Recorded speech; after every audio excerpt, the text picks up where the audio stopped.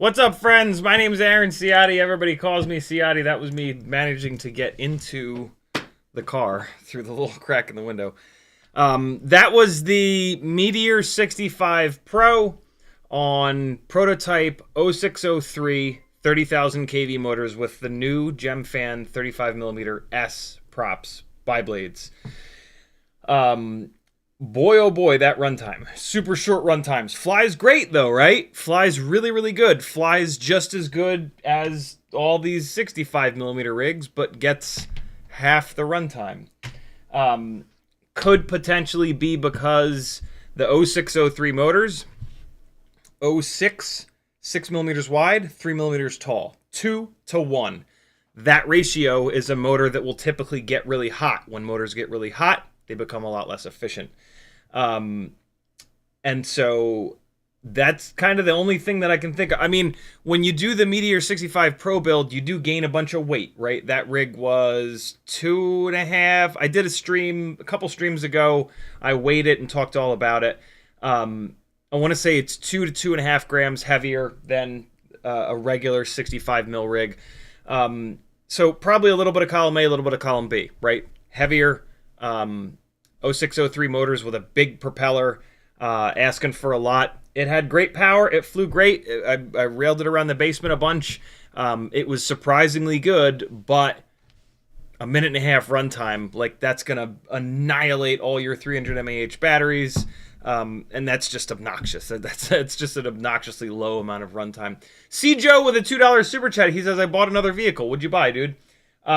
You could certainly run these gigantic javelin jousting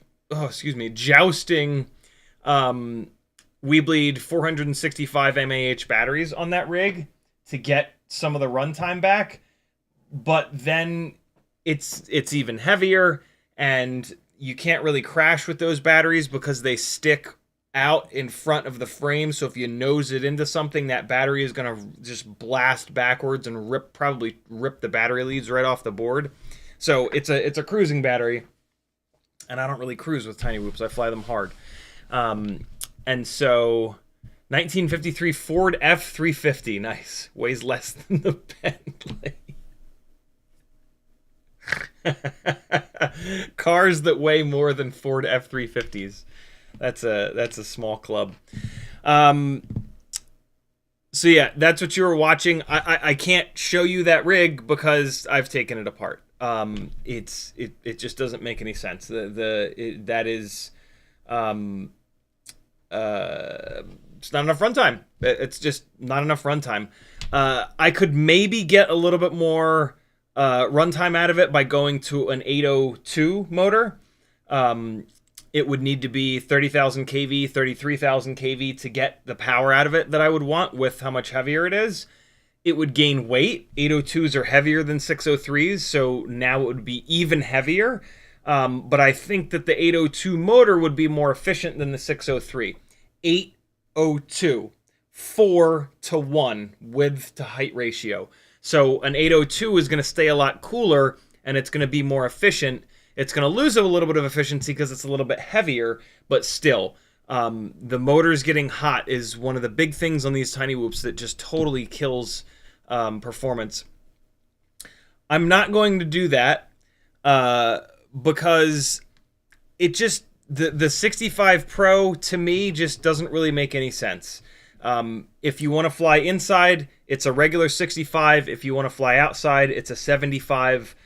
You would think that the 65 Pro might like do both really well, but what it actually does is neither one all that well. It's too heavy for indoor. It doesn't get enough runtime for outdoor. So it does neither thing all that well. Luckily, tiny whoops are pretty cheap, so build the right tool for the job that you're doing. If you're going to fly inside the house, it's a 65 millimeter rig. If you want to fly out in front of the house, behind the house, really, it's a 2S 75 millimeter rig. Stop trying to make 1S 75 work. 2S 75 analog or digital, it's just so good. It's just so much better. It really, like, when you're flying inside the house, the highest distance most people are going to deal with is like 8 feet, right? That's how high ceilings are.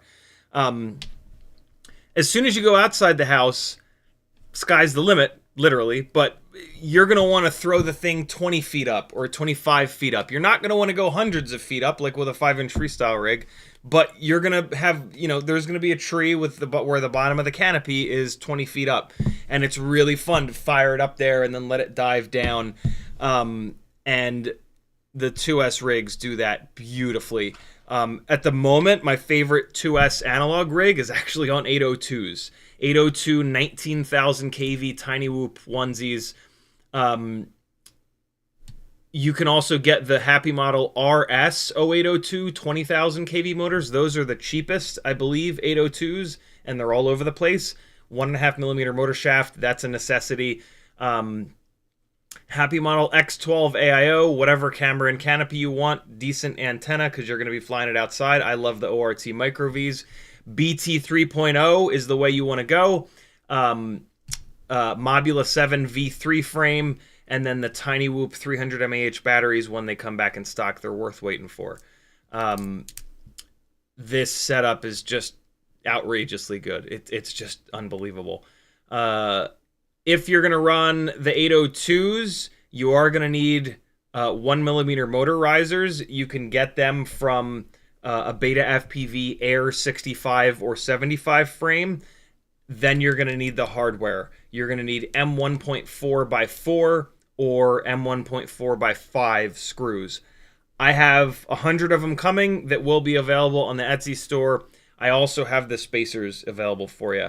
Right now, I have the spacers. They're neither one of them are up on the Etsy store, but over on CiottiFPV.com, you can just message me, and that'll be, if you message me now and say like, yo, I need the spacers and the screws, as soon as the screws come in, you'll be first on the list. So, yeah, unbelievable.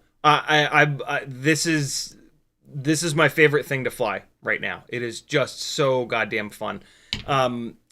Speaking of, here's I got the memory card organized, so now I have all the files labeled properly. Here is this rig blasting around the front yard. You just got to see the 65 Pro. Here is a 2S 75mm rig.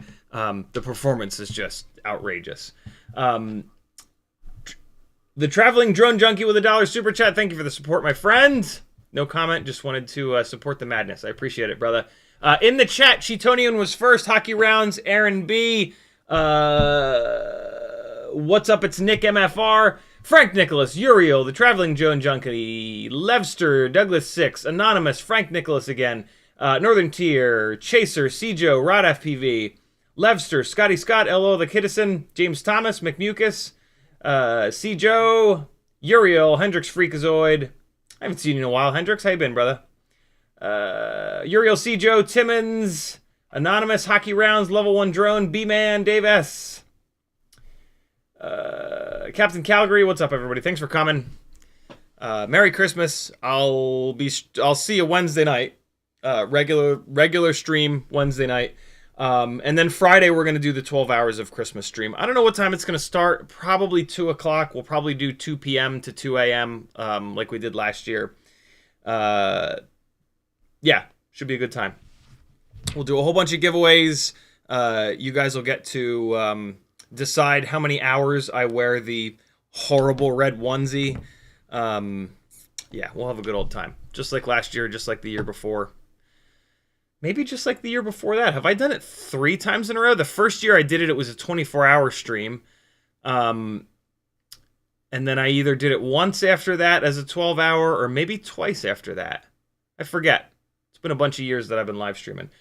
So yeah, you're watching the 2S rig that I just described and that I'm holding in my hands. It's unbelievable. If you've got a Mobula 7 1S ELRS, you can convert that thing to what you're watching right now for like $20. You need spacers, screws, BT 3.0 battery connector, Mobula 7 V3 frame, and then just some batteries. And we're gonna apparently the 300 mAh 2S BT 3.0 batteries are out of stock right now. That was sort of inevitable with how much I've been talking about and showing you guys flight footage from this amazing rig.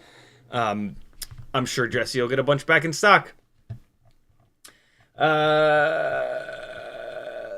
Ian Nine Toes with a $2 Australian super chat. He says, good day from Australia. Thank you for supporting me, brother. Traveling Drone Junkie with another $1 super chat. Thank you again, brother.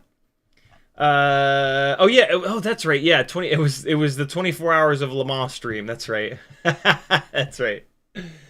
Yeah, that stream is when I found out that YouTube has an 11-hour limit. If you stream longer than 11 hours, they delete the stream. So yeah, that shit's lost to the ether. Uriel says, I will be silent. Level 1 Drone says, oh wow, I thought it was just me. Meteor 65 didn't fit indoors or out. The Air 65 RS is way better. Good upgrade. What are your thoughts on the comparison? Yeah, the Meteor 65 Pro just, yeah, it just doesn't do anything good enough to keep it put together. So, yeah, it's been taken apart. And I took that Matrix AIO and I'm putting it into a Cockroach V3 frame with Happy Model 0702 40,000 kV motors. So we'll have a fire breathing Matrix rig here that should really test the durability of the Matrix AIO, which is kind of my thought process right now in putting this AIO into this frame. Also, this is going to allow me to test the HQ bi-blades versus the new HQ 1.2 by, I want to say 1.2 by 2 bi-blades against the Gemfan 1210. I have another rig with a 2G4 AIO, which weighs exactly the same as this. I think they're maybe like 0.1 gram off, but they weigh the same as this Matrix AIO. And so, yeah, this will be a really cool comparison. The AIOs won't fly any different. If an AIO works, and as long as it doesn't have like too much electrical noise that's causing, you to not be able to tune it properly, there's no difference in the way that a flight controller or an ESC is going to fly from one another. Maybe like the best pilot in the world could tell, but that's certainly not me. And no offense to any of you, but that's not you either. Min Chan is not in the chat, so I can confidently say that. So yeah, this will be a very cool comparison between these two amazing bi-blades that we have. I can kind of already tell you what that comparison is going to be because I've flown these a bunch. The HQ props are lighter weight, and they make a little bit less thrust. Because of the fact that they're lighter weight, they're going to be slightly less durable. They do seem to be slightly better balanced, though, which is kind of cool. Here's... This is another 2S battery, isn't it? Let me double check. Yep, 2S 080275. So I'll just let this run so that you guys really get a feel for my absolute favorite rig to fly right now. It's just so good. The response time is lightning. Like, in the same way that the 0702 high KV rigs have this wild response time, which makes doing, like, big, gnarly tricks inside the house possible, this 2S 75mm rig has that same thing going on. And, yeah, like, it is... This really made me understand the importance of response time on these tiny whoops when you want to do gnarly shit. Because they're smaller, things happen a lot faster. And when things are happening really fast, the response time is super, super, super important. You can make up and you can kind of like put a Band-Aid on shitty response time with feed forward, but there's no substitute for the real thing. There's no substitute for a powertrain that is just dialed. The weight of the propellers is basically, the propellers are light enough for the amount of power that the motor has. And then just like having the extra power with this, the 1S 75mm rigs. So for the record, if you have a leaf sitting on top of your quad like I just did, just flip it into turtle mode and you'll blow that leaf straight up in the air. And out of the way of the propellers so that you can take back off. Yeah, the 1S rigs, like, you can put a ton of feed forward in there, and that helps with the response time, but it's nothing like this.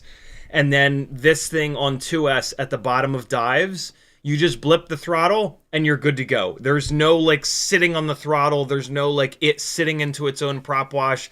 There's no, like, weird little bit of yaw washout.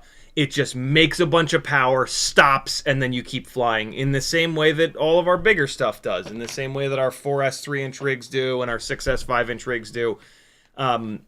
It's wild. This is so good to fly out in front and behind your house. It's got this incredible float. It's got just enough power. The efficiency is awesome.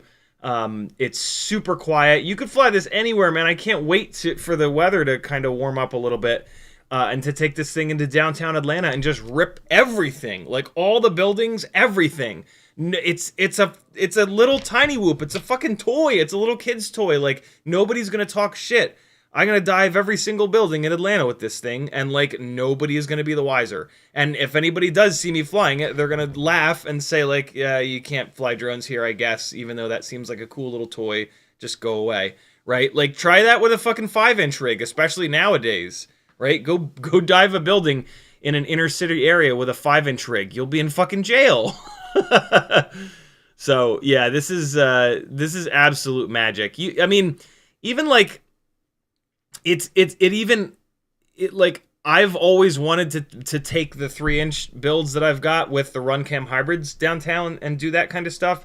And like I think I could probably get away with it, but like I haven't done it because it feels sketchy. Like they do make some noise, and like if I slam one into the windshield of a car, like it's gonna hit hard, and like it might even leave a mark or a little tiny crack in the windshield. It's not gonna go through the windshield like a 5-inch rig would, right? But it has the possibility to like leave a little crack in the windshield or a dent in the roof. I've got a couple of dents in the roof of the Mazda 2 from 3-inch rigs, from 2.5-inch rigs, you know, carbon fiber arms banging into sheet metal. It's going to leave a mark, and that's a whole different day. That's a whole different outcome than this silly little 2S thing, all plastic, just going dink off somebody's roof and then being like, oh, what was that, a bird pooping on me? So there you go. There's 2 batteries with the 75 2S 0802 rig. I've also got another one of these built with 1002 19,000 kV motors. If you want more power, the 1002s are great for that. I don't. The 0802 rig is 2 grams lighter, and you can really feel that lightness when you're ducking in and out of like the little bushes and shit like you saw me doing. The 1002s or the Beta FPV 1102s are what you want if you want to go digital with this and put a second board on top, right? Which adds a bunch of weight. 5 grams for HDZero, 6 grams for walk snail. With those builds, the 1002s, the 1102s are really good. The other thing that's nice about the Beta FPV 1102s is that they are a taller motor, and you do not need to run the 1mm spacers.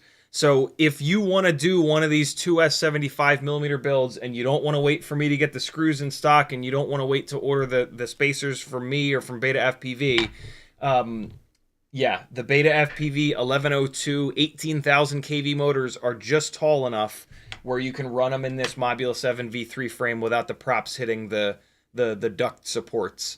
And then you've got a rig that's got tons of power. It's going to be a little bit heavier like we just talked about, but it's got tons of power. If you decide to go digital down the road, you don't have to swap the motors. Yeah, that would be a really grunty rig. That would absolutely jam.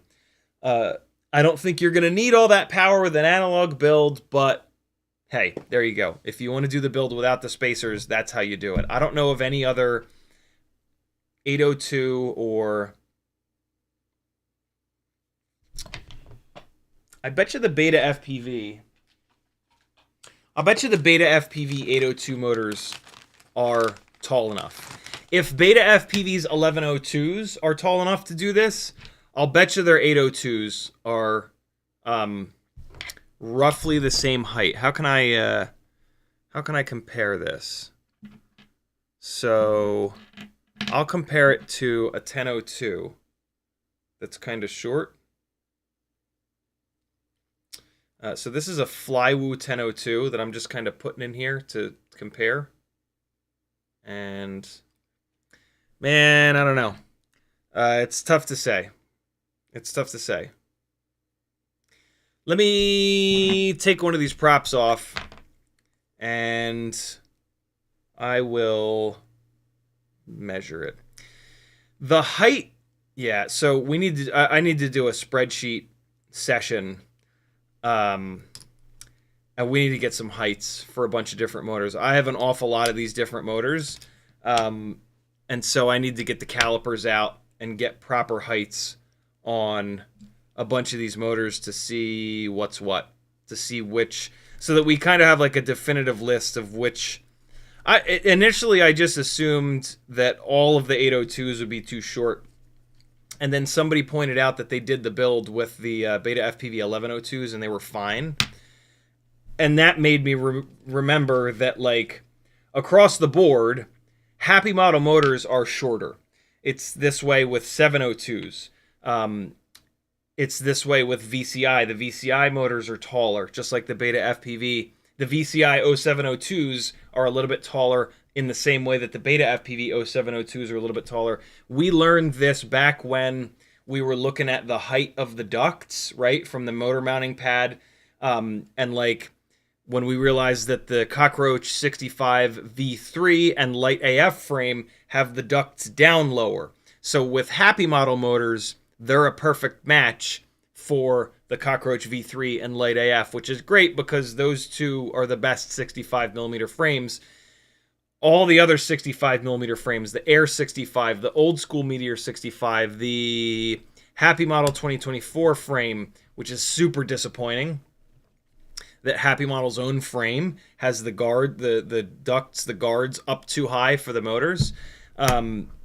And so it appears that we've got the same kind of situation with 802s, which makes sense, right? Beta FPV has a way of making their stators, and that way that they're making their stators or bells is just taller than Happy Model. Happy Model apparently, drops the motor down as low as possible, which is I would prefer that. I would prefer the motor to be as low as possible because that's less of a lever when you crash, right? When you crash, you put a bunch of sideways load into the top of the motor, and so the taller the motor, the longer the lever to bend that motor shaft, and the problem that we have with all these motors is bending the motor shafts. So yeah, I like that all the Happy Models motors are super low. It's just annoying that the Mobula 7 V3 frame has the motors drop down really low. I guess they did that because the original rig that they put this frame on used 0803 motors, so 3mm tall motors. Now you don't need the spacer. Unfortunately, there really aren't any good 803 motors that I've found. I've only really tested the sub 250s, but I think those are the only ones that you can really get now.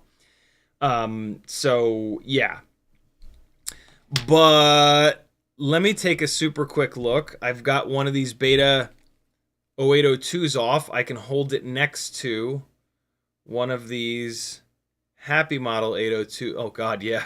that's very obvious. Okay, so it looks like if you use, it just basically looks like all of the Beta FPV motors are taller than all of the Happy Model motors. Unfortunately, all of the Beta FPV motors seem to be less efficient than the Happy Model motors. So if efficiency matters to you, you're going to want to do the spacers and the longer screws. Even though you're going to gain a little bit of weight by doing that, the motors are going to be more efficient, which is kind of nice. I have not done one of these 2S builds on Beta FPV motors. I guess I kind of need to, right? These ones here are 0802 19,500 kV. So I guess this is the set of motors that I'll be doing that testing on. So hooray! We're not doing that tonight. Tonight we're taking a look at the HDZero Lux camera. I'm going to give, for anybody that was on the stream last night towards the end, yesterday afternoon, I guess, rather, I'm going to give HDZero one more shot because after the stream, at the very end of the stream, magically HDZero started working again. So we'll give him one more try. Oh boy. So either YouTube is going to bomb or the stream is going to bomb. Fair warning.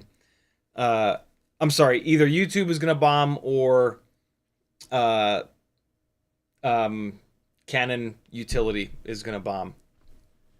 Encoding overloaded. Yeah, it's going to be EOS utility. So you're going to lose this camera at some point here. That's all right. It should come back. I'll bring it back. So we just have to kind of wait for that to happen. No, let me preemptively. Maybe this will tell me if it's YouTube or if it's EOS webcam utility. So this is me turning the camera off. I'm going to kick it back on. I'm going to come in here to OBS. I'm going to do the super annoying thing that I have to do every single time this happens. Change the source. Change the source back. That wakes the camera back up. And okay, so I guess it's YouTube that's going to bomb in a second. All right, thanks, YouTube. Way to have a useless platform, as always. So YouTube will bomb. You guys won't even notice. My chat will just go away, and then this will just shit the bed. So yeah, that's cool. Hopefully these Beta FPV motors are good because it would be nice not to have to use the spacers and the longer screws. It would also save a little bit of weight, right? But don't hold your breath. My experience with beta FPV motors has been across the board that with a high enough kV, they can make good power, but they are not efficient.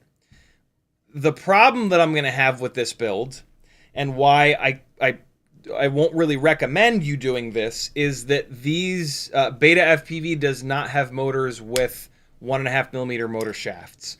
So these 1mm motor shafts on these motors are going to bend very easily, especially with a rig that's this powerful. So yeah, if you don't want to do the spacers and the longer screw thing, you're going to pay for it in a lack of durability, unfortunately. But if you're somebody that doesn't crash hard or often, you know, this is a way to get the 2S 75mm magic without having to get longer screws and spacers. And that's pretty cool, you know? I would love to have that option for you. I would love to be able to confidently say to you, like, look, here's a bunch of different ways to get in on this, because this is insane. Let me guess, Google Chrome. Yeah, Google Chrome's taking up all of the processing power of the computer. All right, we'll just wait for it to happen. There it is. All right. Way to go, YouTube. Way to be shitty. And we're going to pop out the chat again. And all of a sudden, all is well. Like magic. All right. Just another Kevin FPV with a $10 super chat. Thank you so much, brother. Very kind of you to support the madness. CiottiFPV.com is the website that you can support me.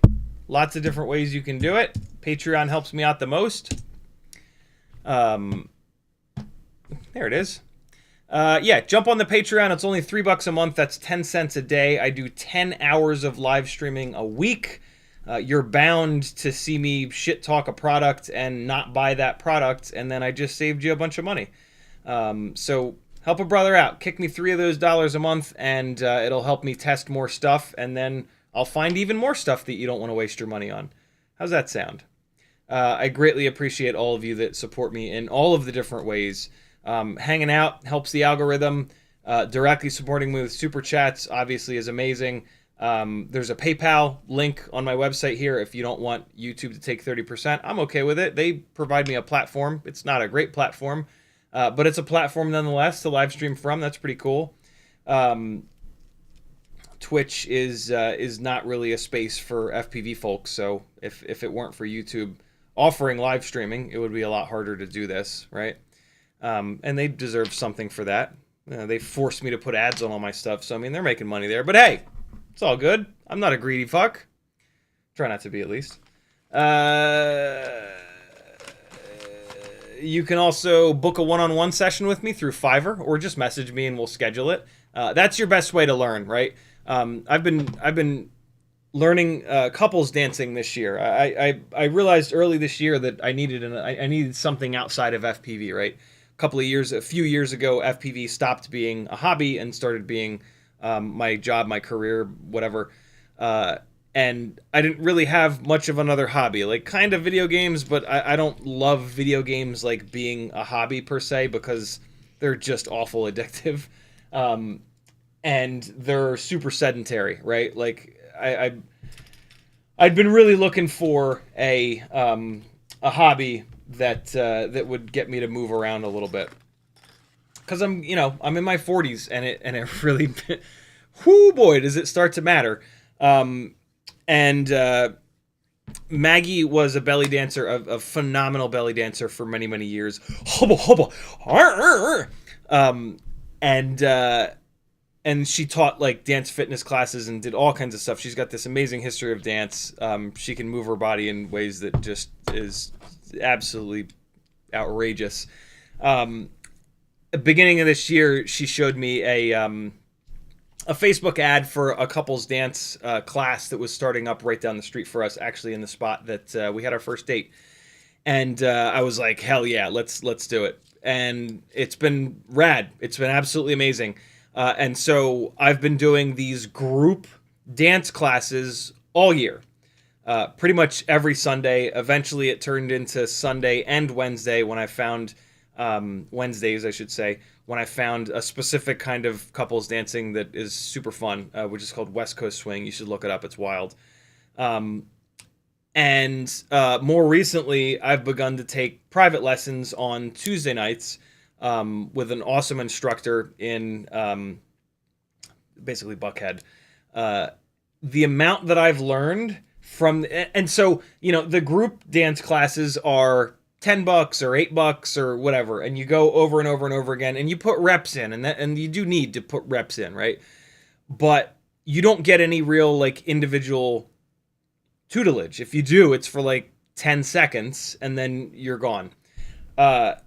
Spending like an hour with somebody, yes, it costs a lot more, but in an hour, they can help you improve more than you will improve in months of group classes. And so that's what Fiverr is really magic for. If you want to learn a ton really quickly, that it's the same kind of deal.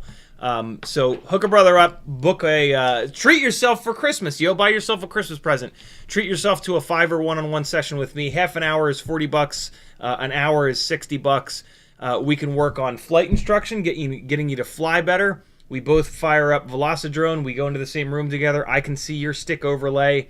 I can watch you fly live and give you tips. And then you can hit the space bar and spectate me so I can show you stuff. And then we go back and watch you, and we bounce back and forth like that. We do like a Skype or a Zoom call so that we have audio and we can talk during it. I can teach you how to tune and get your rigs tuned in the process.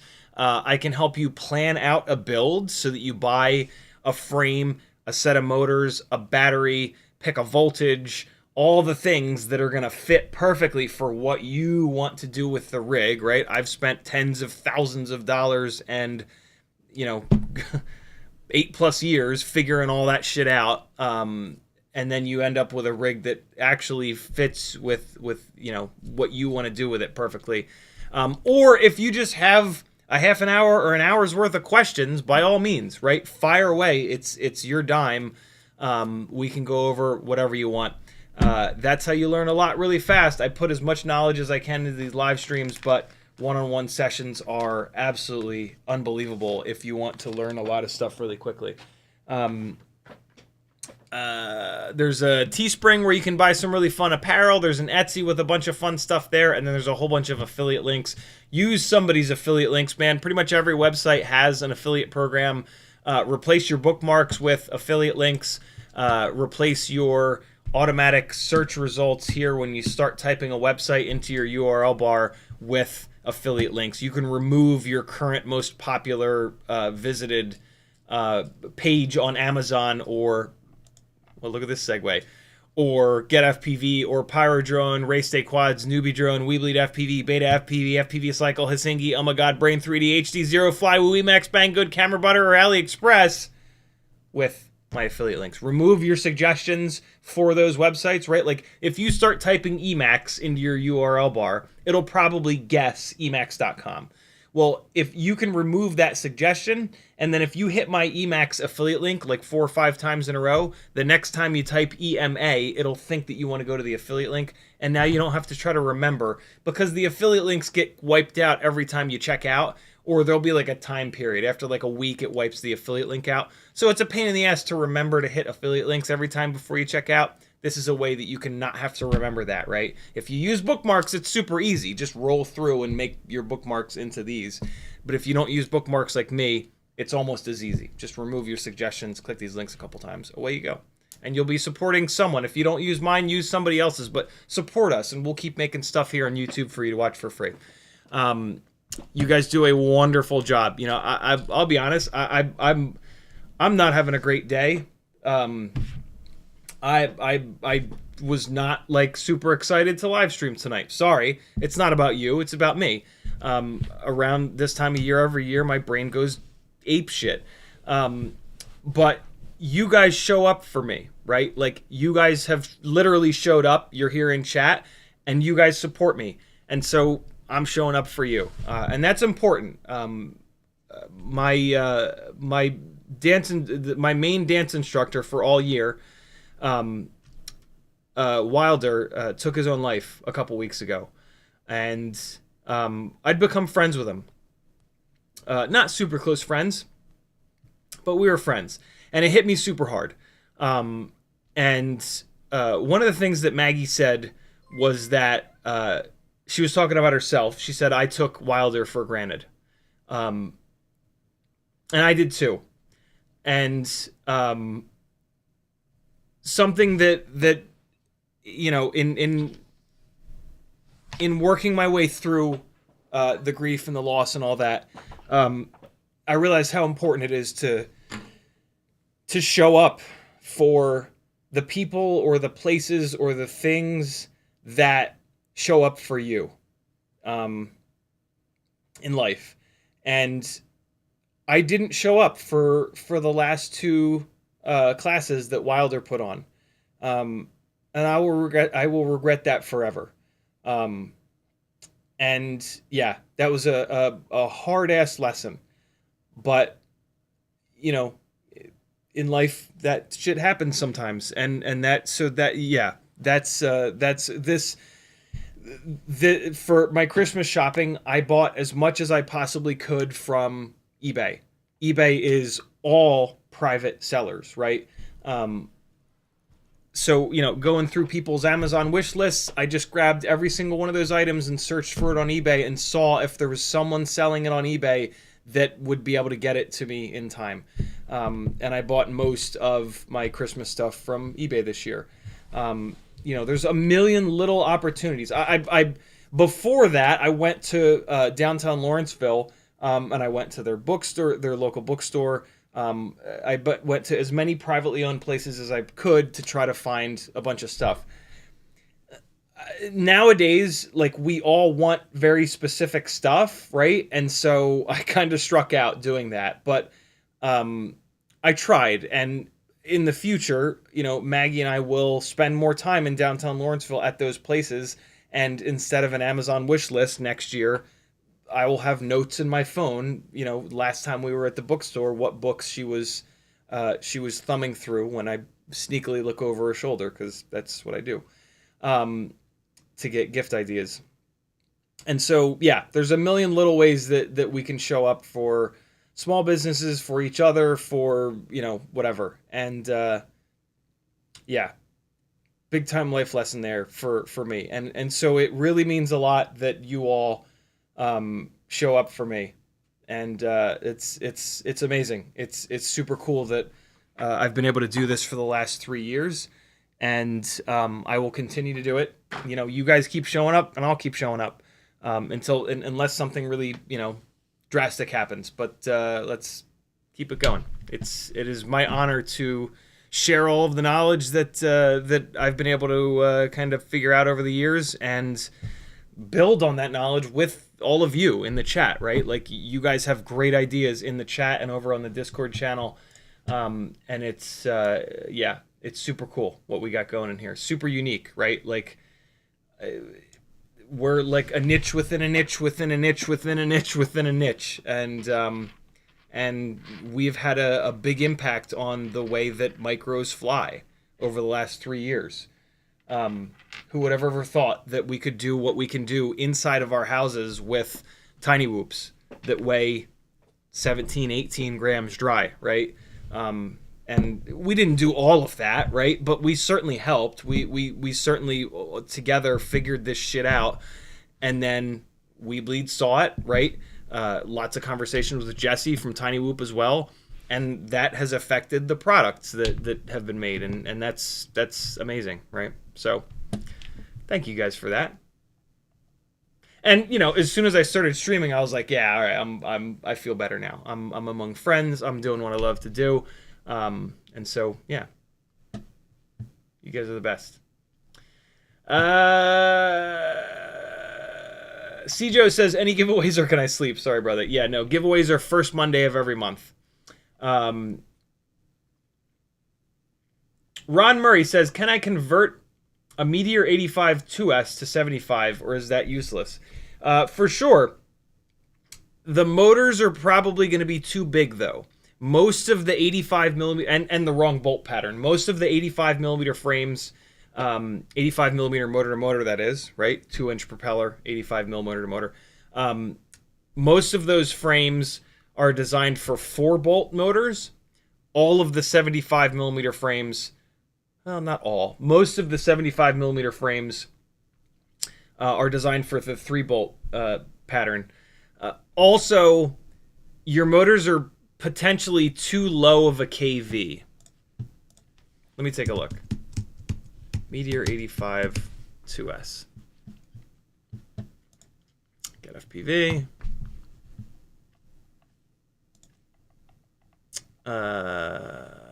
11,000. Yeah, see, 11,000 kV is a little bit too low for the smaller propellers. So for you to convert it, you would buy a Meteor, Mobula 7 V3 frame is my current favorite. There are other frames, but that's my current favorite. And then you would just need to buy a set of motors. The other thing that's going to be kind of a pain in the ass is this XT30 lead. I would recommend that you move it over to BT 3.0. It's going to save you some weight. And yeah, it also gives you the option to run the nice lightweight Tiny Whoop 300 mAh 2S BT 3.0 batteries. But yeah, other than the motors and the frame, you could absolutely swap that over. Your canopy, camera, VTX, AIO setup is going to be a little bit heavier than what I run. So your build is going to probably be 2 grams heavier. Maybe I'll say 1 to 2 grams heavier, which is going to basically bring it in line with like the 1002 build that I have. So maybe get 1002 motors. Maybe, you know what? Get the, that's what you do. You get the Beta FPV 1102 motors. Yeah, that conversion is a perfect fit for the Beta FPV 1102, either 18 or 19,000. I forget which kV they make, but yeah, and that way you don't have to screw around with the spacers or the longer screws either. Since your build is a little bit heavier, it's going to really benefit from these big old motors, and yeah, that thing is going to rip. So that's what I would recommend. James Thomas says, so I have a set of RCN Power 802 22,000s and you said 2200 kV and 2200 kV. I'm assuming that you mean 22,000 kV, but I think you also meant to type like maybe 22,000 kV and 25,000 kV or something maybe. What should I build with them? For the 22,000 kVs, I would do one of these. I would do a 2S75. It's just wild. You can motor limit those 22,000s down enough. You're going to motor limit to like 70%. That's like right on the limit. I try not to go down below 70% because it starts to affect the throttle resolution and the steps in the throttle. But yeah, you should be able to motor limit those down to 70%, and you'll get a rig that flies super similar to this. Might even have more power than this because RC and power motors yeah, they hammer. Dronzen says, how hard do you think it will be to convert the Vision 41S to 2S? The AIO that it comes with is not 2S compatible. So you're going to have to change the AIO, which is the bulk of the build. So that's a tough one, right? Like the camera canopy frame, well, and you're probably going to have to change the motors too. So the only thing left in the build is the camera, the canopy, and the frame. You're going to have to change the frame too. So it's just going to be the camera and the canopy. So it doesn't make a whole lot of sense, right? Sell that build. Somebody will buy it.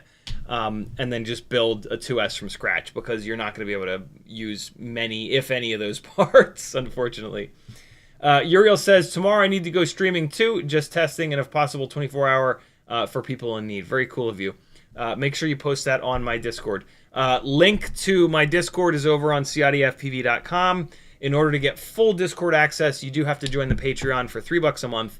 But you'll get a whole bunch of text channels that tons of people hang out with, including FPV Therapy, over on the Discord, always free. Timon says, which 75mm frame works better with the two 1S batteries for 2S so I can slum it until BT3 batteries come back in stock? I mean, none of them really work all that well, admittedly, but I think you can make any of them work. You're going to have to, like, bodge it with any of the frames. So, like, the Mobile 7 V3 frame sucks for trying to put two batteries in it. But, like, with any of the options, you're going to have to, like, wrap some tape, or you're going to have to make the battery bay tighter for the double battery scenario. The Mobile 7 V4 frame would probably be better, but then you need an AIO that doesn't have the USB port on the bottom, which you probably don't have. So that's probably not a real option for you.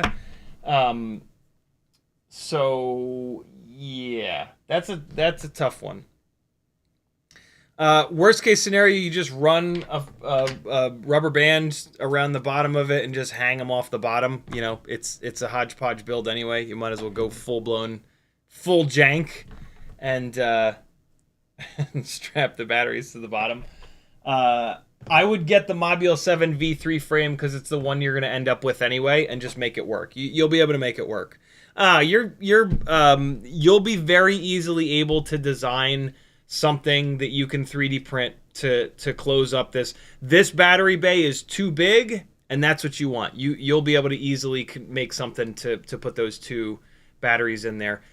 Chat, if you want to do that as well, now's when you can really bug the shit out of Timmons to create something. Timmons is who made the Batwing mount. He does 3D design for a living and has been kind enough to do a bunch of awesome 3D modeling and now printing. He snagged a what'd you get, a Bamboo Lab A1 Mini, right? So yeah. If you guys bug him in chat, maybe you can convince him to do a little insert for the Mobile 7 V3 frame that allows you to run double 300 mAh 1S batteries, and then all you need to do is make a little double BT 2.0 connector, which is super easy to do. You can buy it from Beta FPV. They sell that connector, but it's super easy to make it. Just make sure you run them in series, not in parallel. I always get those two mixed up. But, I mean, you could just do this. Beta FPV, double BT 2.0. How good are you, Google? Will you find this immediately? Yeah, you will. There it is on Amazon. There it is on, I just farted. There it is on Beta FPV's website. And so you can literally just, like, look at this picture and be like, all right, I got to connect the... So round is ground on BT 2.0, so you got to connect the live to the ground, and then live and ground, and that's it. If you've got two BT 2.0 connectors laying around, you can very easily make one of these. It's going to perform damn near the same, maybe better. I don't know, but I'm not totally convinced that these Tiny Whoop 300 mAh 2S batteries are folded. These might be rolled cell. And so the double 300 mAh folded cell battery setup with that little double BT 2.0, that might actually perform better than these little batteries. I love these little batteries. They fit like perfectly in here. BT 3.0 is rad. It just plugs right in there. It's just such a slick little setup. It looks like YouTube's about to bomb again. Top form tonight, YouTube. Way to go. Way to really just suck. Captain Calgary says, it would be nice if my old Mobula 7 would do 2S. If it's an X12 board, it will. Uriel says, I scratched the Mercedes with a bounce of an air gun built 6.35mm 6.6. Yikes. Don't shoot cars with air guns. Moss1 says, Merry Christmas to all you FPV mofos. Merry Christmas to you as well, brother. Timon says, would 1103 motors on 2S be worth it? have a spare set of 1103 11,000s, but I feel it'd be anemic with taller motors and lower kV. Wouldn't work with bi-blades. Not enough kV for bi-blades. But there are tri and even quad blade 1.6-inch props. So you could put it on those 3 or 4 blade propellers, and it might work. Those motors are also going to be a little bit heavy. But yeah, you can make it work. It would not be as... This is a pretty specific combination. The weight of these propellers, the weight of these motors, the RPM that we're turning, the all-up weight, like, this flies as good as it does because the whole system is working really well together. That being said, if you go back to the live stream where I reviewed the Newbie Drone BLV5, big fat 2S rig, that thing flew great. And it's not optimized at all. And so, yeah, 2S is just unbelievable on 75mm rigs. So you like throwing that thing together, it would probably be pretty damn decent. But this is a special kind of magic. Being able to duck in and out of the bushes, but then hammer the throttle and fire this thing up over the big tall roof. You'll have to pick, right? With a heavier rig, you're not going to be able to duck in and out of the bushes as well. With a more anemic rig, you're not going to be able to hammer it up over the roof as well. But 2S on these 75mm rigs is going to shit stomp 1S, even with a poorly chosen setup of parts.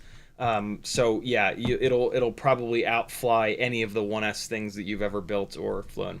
Paulie Shortcut says, what camera did you use for the Angry Don canopy? I was hoping my HDZero Eco would work, but it's too fat. What Angry Don canopy? Paulie, tag me again. Tell me which Angry Don canopy. Yurio says, you know the faults are random. Woo-ha. What's that mean? Iric Gretboy Toft with a $50 super chat. Dude, thank you so much. He says, Merry Christmas, brother. Merry Christmas to you as well. I hope to God that you're still in here. I'm sorry that it's been 15 minutes since you did that. Dude, thank you so much. Super generous. Curtis Hayes says, where is the perfect placement of props relative to the whoops? Dead center in the duct, in the guard, in whatever the hell you want to call this. You want the propeller to ride perfectly centered in here so that when you hit stuff, the duct hits the propeller rather than the duct sliding underneath the propeller, which is what's happening right now, which you can't really see. The HQ, I'm just now noticing that the HQ props are a little bit lower than the Gemfan props. It's still kind of there, though. What you don't want is like an Air 65 frame, old school Meteor 65 frame, Happy Model 2024 frame.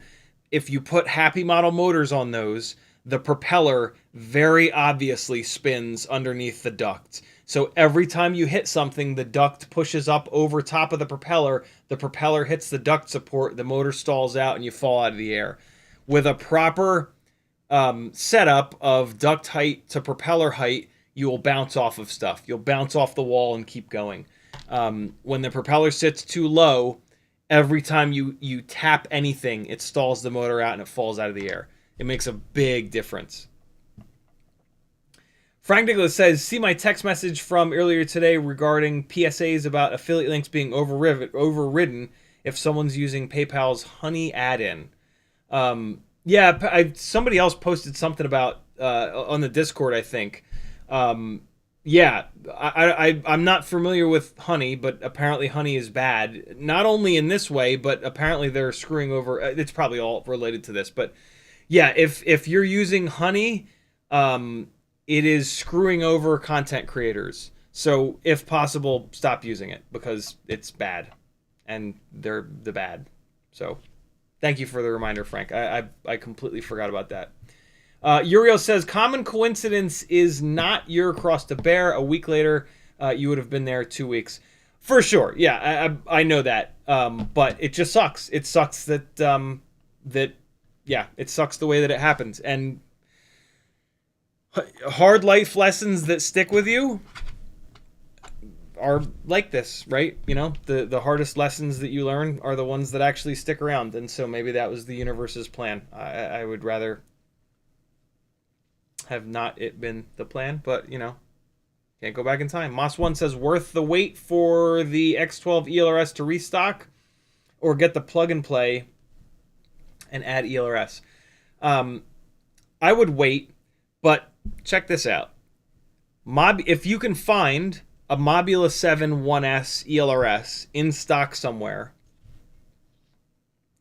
it might have, it'll certainly have the old, well, not certainly, it might have the old school Mobula 6 canopy with a Runcam Nano 3 in it. And then you've got my favorite camera canopy setup. You're going to be able to use the motors, and you're going to get an X12 AIO. You're going to have to swap the frame. You're going to have to swap the battery lead. It'll come with a camera and canopy that works regardless, so you won't have to swap those out, but you might get the magic camera and canopy, right? So I would do that. If I was going to build a 2S 75mm rig, I'd be looking for Mobula 7 1Ss. Fair warning, I told Patrick, I let Patrick fly one of the 2S rig on the 802s, and I told him, try to find a Mobula 7 1S ELRS right now. That's the move. So he might, if there was like one still available somewhere, he might have snagged it already. I'm gonna do you guys dirty, and I'm gonna message him, and I'm gonna say, yo, I just told Chad about the Mobula. I'm gonna say, fair.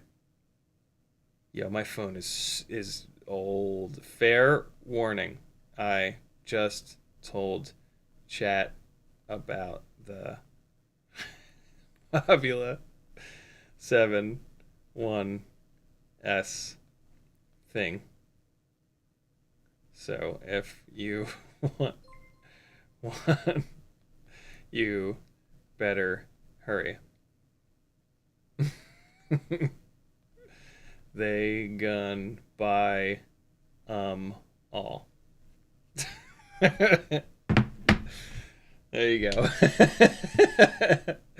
Uriel says, put yourself in the shoes of the other. What would Wilder say about your feelings? I think what you're doing to the dance group would make him happy. Yeah, to just finish that story up, the Sunday night dance classes, I am continuing them. I've decided Maggie and I are the people that went to most of those classes, and we learned the most, and so we are keeping those classes going as like a dance meetup or club or whatever. We're just going and putting music on, and we're teaching what we can teach for like 45 minutes to an hour, and everybody is still coming and hanging out, and so yeah, we're keeping that going. For anybody that hasn't been on the last like month's worth of live streams where I've been talking about it a lot. Find especially if you're single, find a couples dance class near you. It's a really cool way to touch a bunch of women. And there's really cool, kind, awesome people that are going to those classes. It's also super fun, and you move your body around, and it like it's mentally stimulating, and it's a cool thing to do. Do hard things, yo. Moss1 says, "LOL, the Kiddison, I swear I'm a day late. It was just in stock with 2. Damn you. Probably go to them. It's for a 2S build, so I think I'm good." Thrash FPV says, "Am I wrong for wanting to use rig amp draw readout on the OSD to figure out motor limiting for a 1S to 2S build, or is there a better way?" Best way is to motor limit too far down and fly it, and you'll be like, nah, it doesn't have enough power, and then pump the motor limiting up a little bit. Like, so my favorite way, with any time I'm putting like a motor battery combo that has the potential to make too much power, is like I'll motor limit way down, like 50%, 60%. And like, even when it's going to be obvious that it doesn't make enough power, I'll fly a full battery with it not having enough power, because I've always been of the mind that flying with less power will make you a better pilot. You have better throttle resolution because there's less power in the really short throttle throw that we have on the transmitters, right?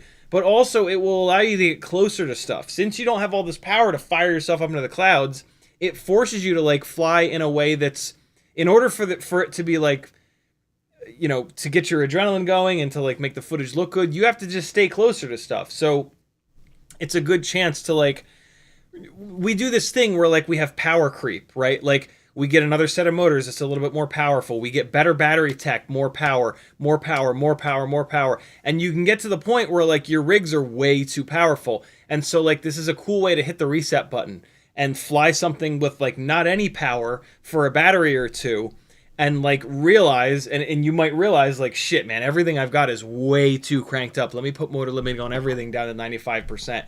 And then in the process, you're getting to creep that power up. And in my opinion, you should stop. Like when you think it's like just barely enough power, stop there. Maybe go down a little bit from there. But that's my favorite way of doing it, is to just motor limit way too low, fly it. You're totally safe. It's a cool opportunity to experience, you know, too little power, reset your you know, barometer, and then you just creep the power up, you know, from 60% to 70, from 70 to 75, 75 to 80. And then you'll get it to the point where it's the right amount of power. LOL the Kidson says, set up the printer during the 12-hour stream. That's a good idea. If you guys remind me to do that, I will, because I have everything that I need. I was waiting for these cotton-free foam Q-tips to lube one of the other to lube the two rails. Those came in, but then I just haven't had anything to print. The 12-hour stream is a perfect chance to plug the thing in, and then it'll be set up, and then I'll be like, look, it set itself up. And then maybe I'll print something. But you guys got to remind me. I will not remember. The next 2 days will completely etch-a-sketch my brain. Thrash FPV says, what are the odds that the second you mention 1102 motors that I came across a pallet that is 1,102 pounds for the truck I'm loading at work? That's super weird.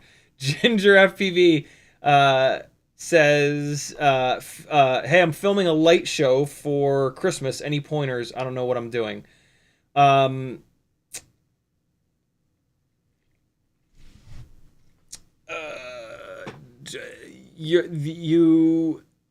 biggest thing is going to be, you want to make sure that your camera is underexposed.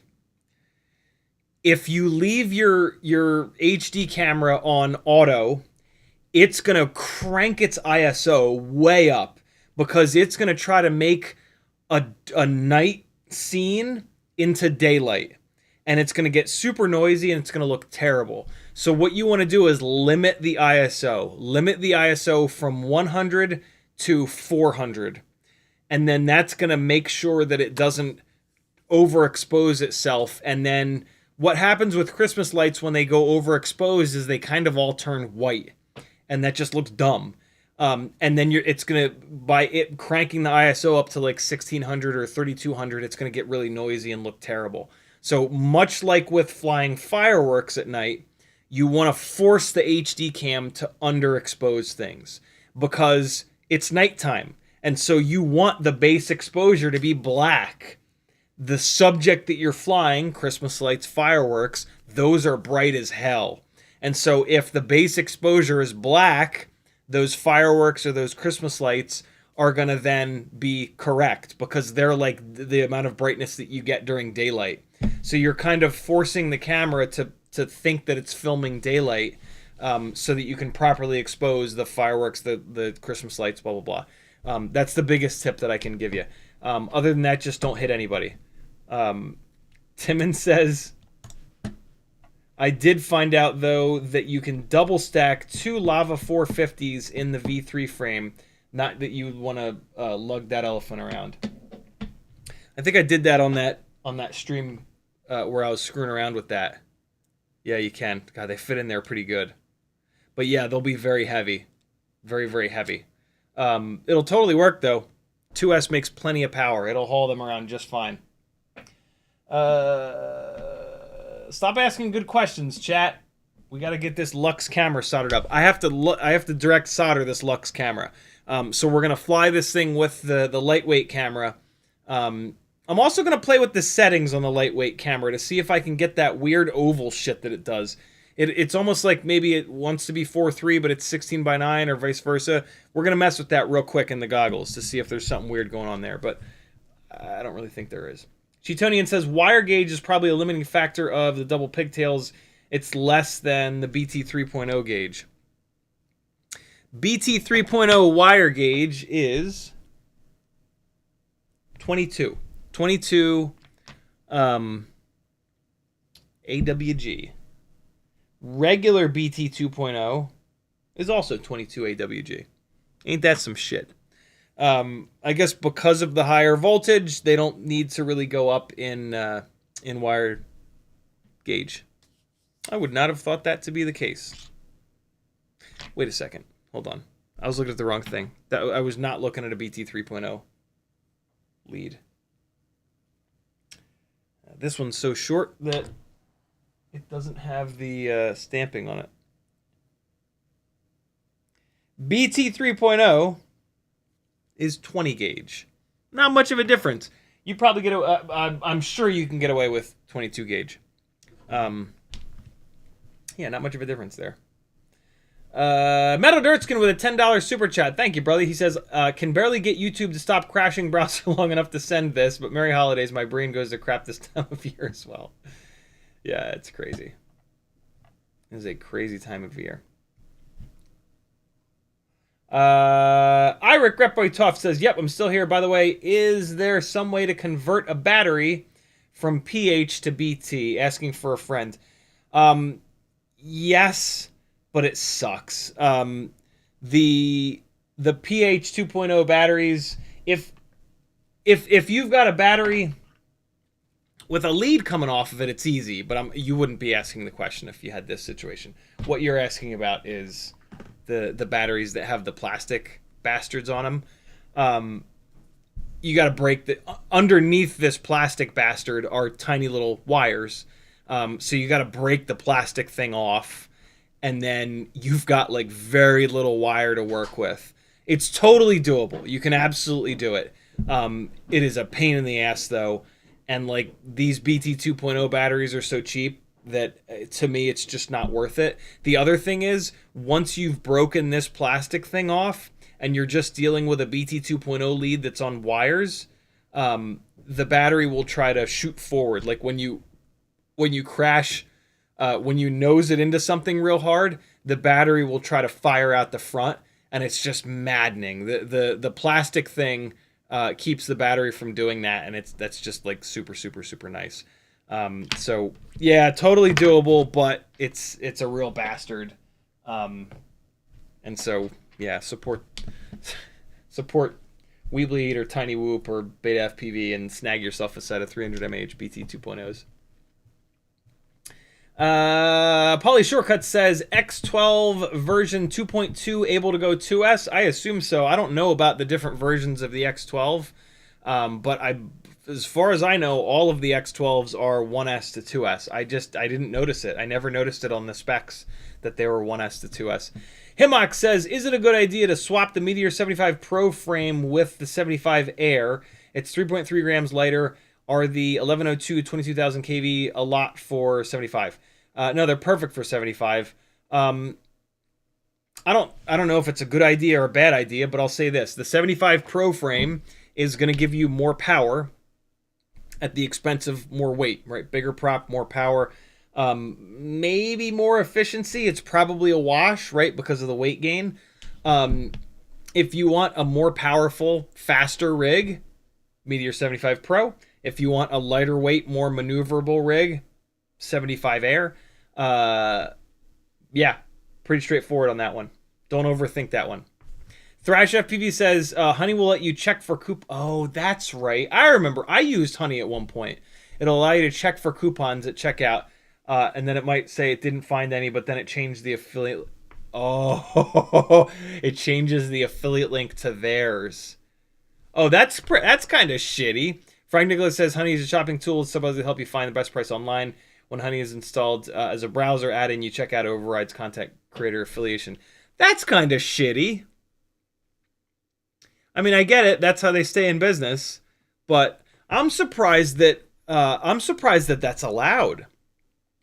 I'm surprised that Amazon allows them to do that. Huh. That's shitty. Thrash FPV says you should update your tools link in the description to include the OmniFixo. So insane how great it's been already. Yeah, the OmniFixo is the jam. That's a great, man. I keep forgetting to. The description of all these videos is like half done. I started to update it and then I got busy and yeah, I got to get back on that. There's a bunch of stuff that I want to add to it. Thank you for the reminder. Max G says, what are your thoughts on the Gemfan 35mm S props that aren't listed on the Gemfan website but are on Newbie Drone Get FPV? I did a live stream earlier in the week, about a week ago, specifically about those propellers. They're great propellers, but that build, that 65 Pro build, it just doesn't make any sense. So you should not do a 65 Pro build. Here it is, new Gemfan 35mm. So yeah, this is the live stream where we dive deep on those propellers. But yeah, the long and short of it is that a 65 Pro build, it just doesn't make any sense. It doesn't do anything. It's not good inside. It's not good outside. You're way better off building a lightweight 65mm rig for inside flying and a 2S 75mm rig for outside flying. Yeah, it just mangles the batteries. The beginning of tonight's live stream, I played 2 batteries in a row from that 65 Pro build with those props.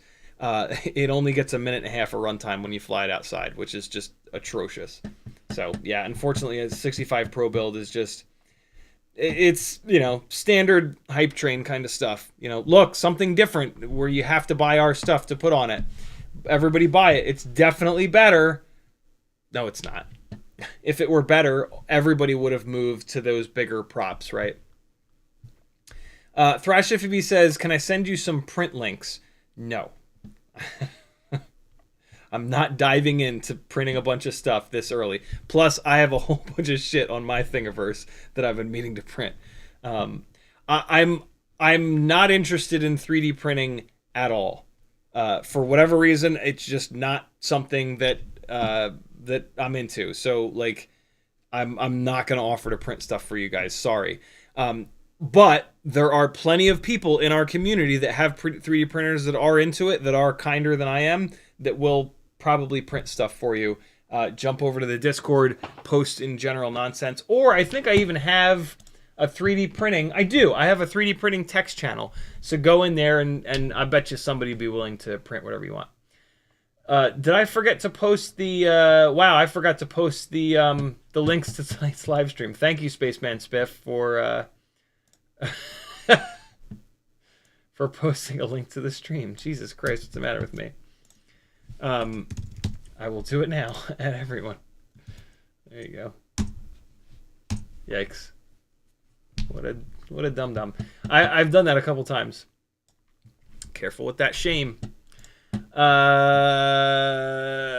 me talking to myself. Curtis Hayes hosted a pizza/whoop party for 3 hours tonight in my basement. That is awesome. Had an awesome time. Everybody was welcome regardless of who they worship/vote for. True diversity/coexist. Lots of fun for all. Very cool, dude. That's awesome. That's a great idea. A pizza whoop party.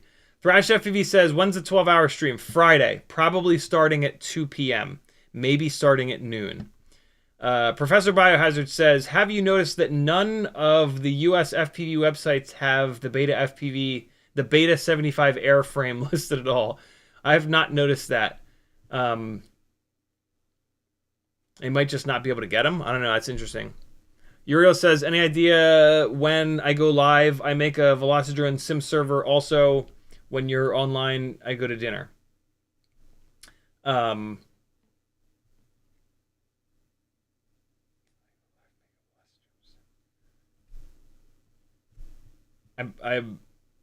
can't figure out. I can't figure it out. I'm sorry, Uriel. Benedictson says, just for comparison, what BT 3.0 packs do you run on the 2S75 and what do they weigh? The Tiny Whoop ones, and they are...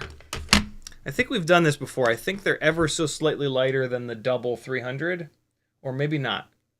It's pretty close, though. 15.1 grams versus they are lighter, 16.7. That's a significant difference. So yeah, 16.7 for double 1S300 versus 15.1 for the magical 300 2S BT 3.0.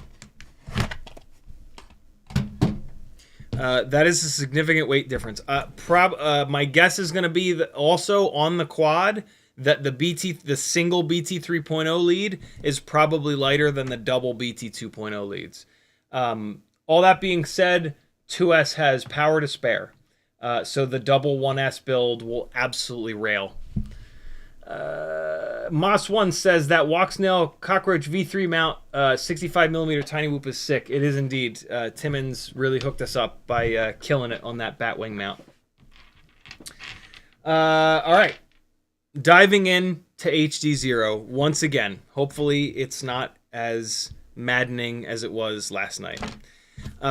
This is what I have done with my AIO5 HDZero flight controller. If you want more of a breakdown as to why, last night's live stream and Friday night's live stream, I went way down the rabbit hole as to why. The long and short is the advantage of HDZero is slightly better image quality than analog. Roughly the same latency. It's an all-in-one board now, so it's not much of a weight penalty. It still is a little bit of a weight penalty, but the main advantage of HDZero is slightly better image quality. Inside of your house, slightly better image quality doesn't matter. Your couch is always going to be in the same spot. You don't have trees inside your house, so you don't have scraggle, right? There's not many situations inside the house where better than analog image quality is going to prevent you from crashing or make you have more fun. The analog builds are cheaper and they're lighter. That is going to make you have more fun. And so the AIO5, in my opinion, makes much more sense on a 75mm rig that's more suited for flying outside, where there's scraggle, where the trees are different every time you go out there, where there's wind, where there's all these weird situations where being able to see a little bit better actually matters. And thus, the AIO5 has moved into a 75mm frame. This is a Mobula 7 V4 frame with 0802 33,000 kV motors. And this is the lightweight HDZero camera. I don't know what it's called, but it's the lighter weight one. Somebody in chat is currently typing what the name of this lighter weight camera is. Micro V antenna, Mobula 6, old school canopy. At the moment, HQ 1.6 by 1.2 by 2 bi-blade propellers. Now that I've realized that for me, somebody on the Discord is having the opposite experience, but for me, these HQ props are not as well balanced as the Gemfan 1610s. This rig, actually, this 2S analog rig, when I went from I had the tune pretty aggressive. I moved on the Gemfan 1610s. I moved it to the HQ props, and it started flying away. I moved it back now to it actually did it on the stream last night. After the stream, I moved it back to the Gemfan 1610s, and it stopped flying away. That is a clear indication of props being out of balance. All I can say is that the HQ props that I was running on it were the green ones. There should be no reason that the green ones are less well balanced than the smoke crotch gray ones, but that was my experience. Yeah, there's no questioning that. There's nothing about one propeller versus another that will cause it to fly away like that, other than them being out of balance. Other than, like, if you put a propeller on that's like a quad blade and like really pitchy, and then you put a super low pitch bi-blade, but that's not what we did. We went from bi-blade to bi-blade that are roughly the same pitch. And so this particular, what I do still like about the HQ props is that they're a lot lighter weight. So you get better response time. The PID loop feels better. EcoCam, thank you, Disabled. EcoCam. So yeah, on this particular rig, these propellers are not causing it to fly away. Probably because the response time with 1S 75mm rigs kind of sucks. On 2S, the response time is nuts. And with really good response time from your drivetrain, that makes the PID loop a little bit sort of more nervous. That's what I want, right? That makes the rig fly really good. But there's a chance I'll take this off of these HQ props, but I don't know. We'll see. I love how lightweight they are. One of the biggest problems that I have with 75mm 1S rigs is that they feel sloppy as hell because the response time kind of sucks. They're heavy, the props are big, and 1S just doesn't have enough to give. And so these propellers help with that.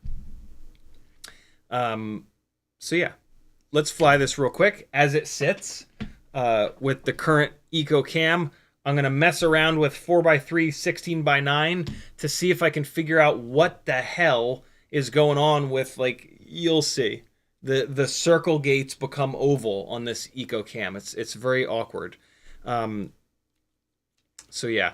At the very, Mr. Meaty said, I thought the video on the 5-in-1 died last night. I did too. And then like 1 minute before the end of the stream, I said, you know what? I'm going to plug this thing in one more time, and I bet you it magically comes back to life. And sure enough, it just magically came back to life. My experience with the current generation of HDZero products, namely the AIO5 and their goggles, is that they are all over the place. Sometimes they're great. Sometimes they either don't work at all or they just do weird shit. And it's really frustrating me. There's a chance that this here tonight might be one of the last times that I do the HDZero thing. I'm going to keep using the goggles because they have the best built-in DVR for analog until they screw me over and just randomly don't save any of the DVR files again. And then I might get pissed off enough to sell them and go to a set of Sky Zones, which have DVR that's almost as good. But at the moment, I'm going to stick with these and yeah. They've only like not recorded DVR when they said that they have, and when I've done everything right, I think twice. But yeah, it's getting frustrating. But it's FPV. It's inherently frustrating. So I don't know why I have such... I don't know why I think that anything will ever work in FPV, but I do. Call me an optimist. I need to plug the Elgato back in. Oh, the Elgato has been plugged in, so that there's a chance that is why the stream's been acting a little bit weird. There's a chance that that's why we've had some stuttering going on. Has nothing to do with YouTube crashing before. YouTube is just a hot mess right now. Cheetonian says, does the VRX have DVR? It does. I just don't have a memory card in it. And I don't run the VRX all the time. All right, so yeah, current setup with the Eco Cam. You're gonna notice that things look like ovals. It's odd. But it comes in 16:9. You'll see. Oh, wow. Okay. Not working, eh?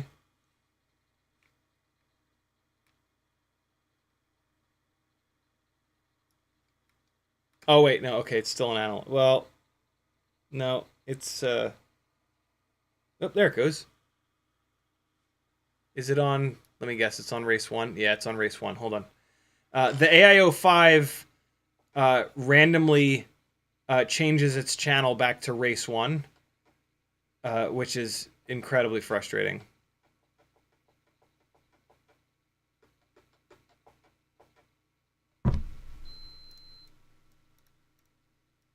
There's no method to it either. It's not. It is absolutely not from running the batteries down too low. It has nothing to do with that. During the stream yesterday, I plugged a battery in that was fully charged, unplugged that battery. And then when I plugged the battery back in,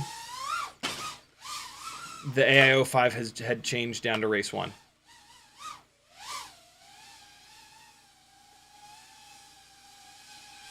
Sure would love that core temperature warning to go away. Oh, God. Oh, God. So, the 802 33,000s on this are okay. I nipped it. Hey! They're okay. They're not great. But in terms of, again, the AIO 5, you can't go 2S. It's a 1S only. And so, yeah, I liked the way that this flew better when it was on 65, but because of the extra weight and how much juice that the digital VTXs use, the runtime was just ridiculous. It was getting like a minute and 40-second runtime, which is just not enough. And so moving it to 75 also helps with the runtime situation. Here's what I'm talking about with like everything being oval. It's harder to see there. You can really see it with circles. Doesn't that kind of look like an oval to you? Boy, this thing will not cool itself down. Yeah, this is another problem with the AIO 5. I don't know, it runs like outrageously hot. Oh, God. Let me go into the goggle menu real quick. No, let me fly it back before it catches on fucking fire, because it's unhappy with life. I need to start blowing on this. Hold on. To keep it cool. Do this the other way so you don't have to look at my beard. Alright, so I'm going to the menu. Image setting, OSD, power, fans.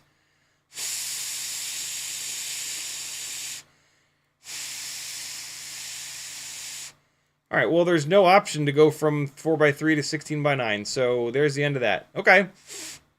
Well, that makes it easy. So whatever weirdness is going on with the aspect ratio, I have no control over it. So, cool. That makes it easy. We are now going to put this onto the Lux camera and see what that looks like. Cheetonian says it's in the camera menu. I did not see it. I will try again. I don't even have a memory card in it. I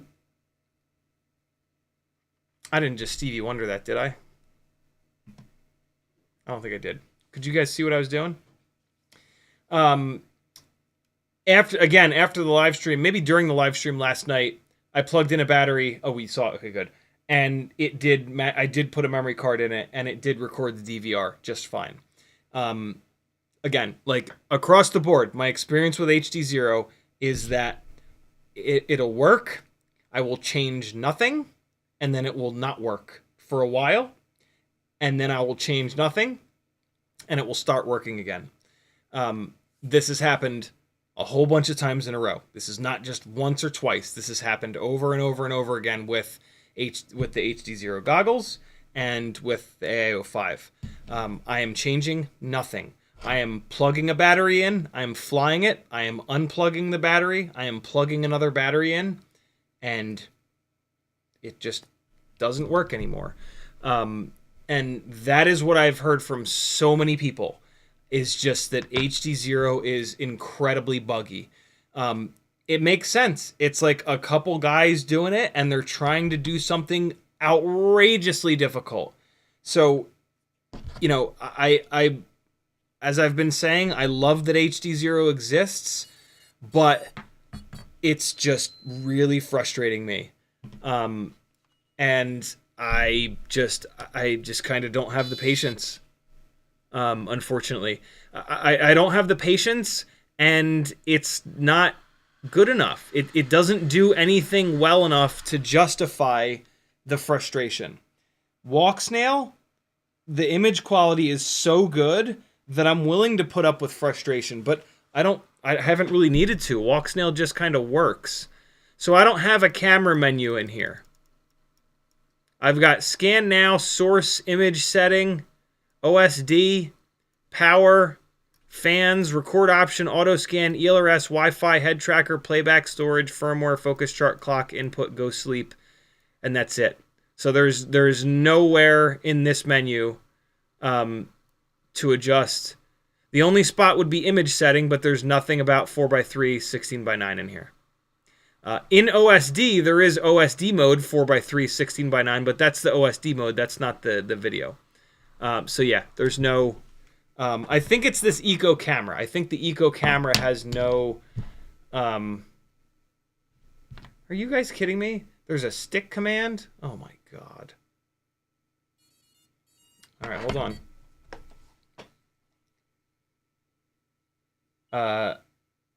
Why is everyone telling me a different stick command?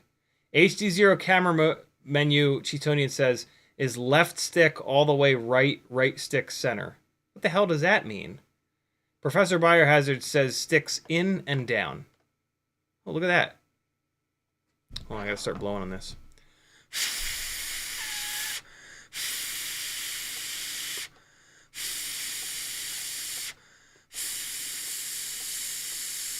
Look at the temperature go down. Look how fast it goes down when I blow on it. So there's nothing in here. This camera doesn't have selectable bing bong.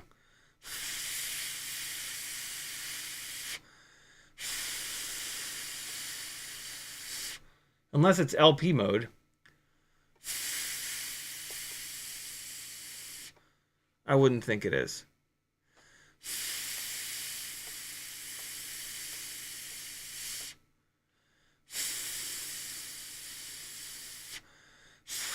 Have to hold for 3 seconds. What is this nonsense?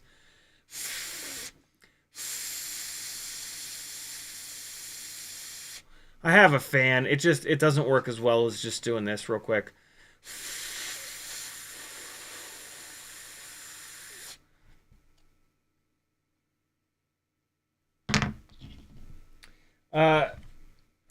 So VTX menu, I did that. Beta flight menu, we know that. HDZero camera menu. Oh no, that's all right. We did that.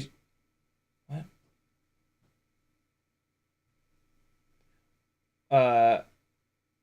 It looks like left stick to the right. Enter built-in camera menu. Let's try that. Plug it back in. So it looks like it's left stick to the right. Yeah, look at that. Again. Oh, no, I'm in exposure. Return. Return, you bastard. Return. Stop it. Image enhance, reset. This is the main menu. Auto exposure and image enhance. There's no options for 4x3 versus 16x9. Cool. Exit. All right. The Lux camera probably will. Look, if you have HDZero, you're going to run one of these two cameras. That's, the end.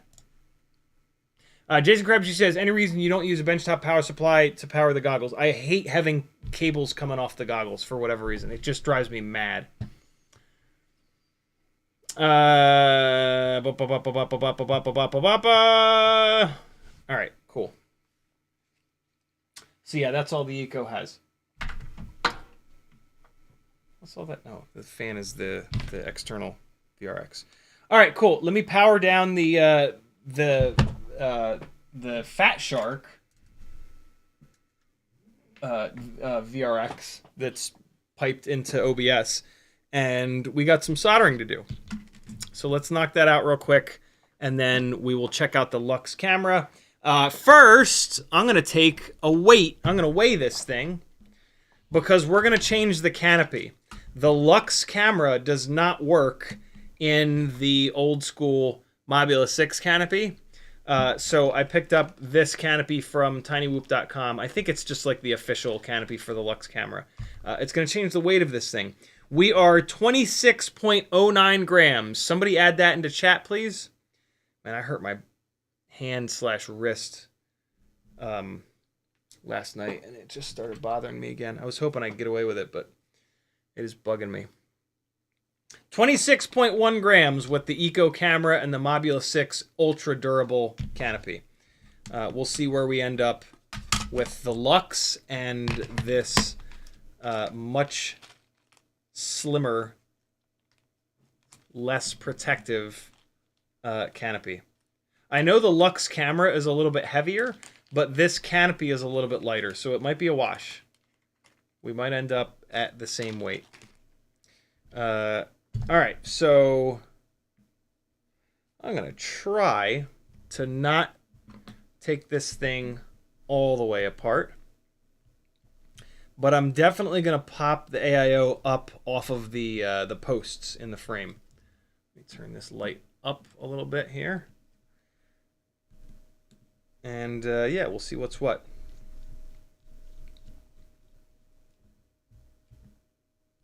All right, so I'll probably end up staying with this Lux camera setup because, yeah, the aspect ratio on the Eco is just, that's a little weird. And like flying a bunch of rigs that are on one camera and then a rig that's on a different camera, especially if there's some weirdness in the aspect ratio, that can really like affect your ability to fly accurately. So yeah, I do not recommend that at all. So the only thing I don't love about the Micro V antenna is that you have to unplug the head of the antenna will never fit through any hole in any canopy. So I'm going to have to unplug this UFL, and I have heard that the UFLs on these AIO 5s have a nasty tendency of ripping off. Hopefully mine doesn't. And it did not. Awesome. All right, great. So now I can kind of pull this out of the way. I am going to reuse the Micro V antenna. So let's get it out of this canopy here. And all right, that's good. I don't need this because the camera's already out. And so now, don't ever leave the AIO down and try to sneak your soldering iron in here. You will always melt the plastic frame. Usually it's not the end of the world. It just looks terrible, but you could easily make a weak point in the frame and then the whole frame breaks. And now you got to unscrew all the screws in the motors anyway. Do this. Just push the AIO up and off the posts.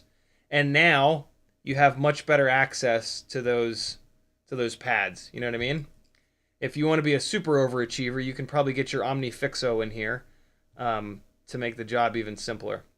But yeah, at the very least, just pop the AIO up and off like that. And now you've got much better access. We're actually going to use the OmniFixo.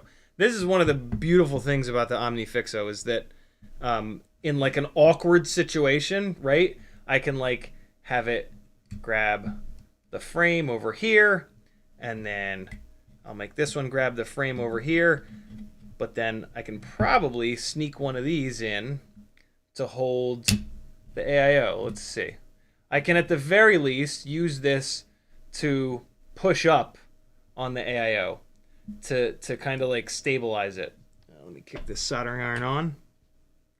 And so now I've got a much more stable kind of platform to work on here. I'll even take one of the other arms and peek this up and do like the same thing and just kind of like push up on the AIO to make sure that it stays away from the plastic.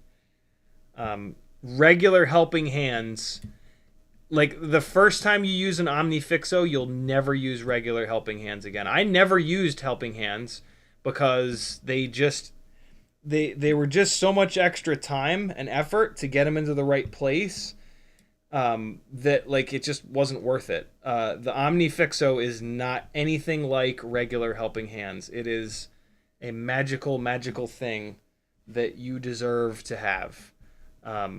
It is just so good. And see, there we go. The biggest thing is that you put it in a place and it doesn't recoil backwards. You put it here, it stays here.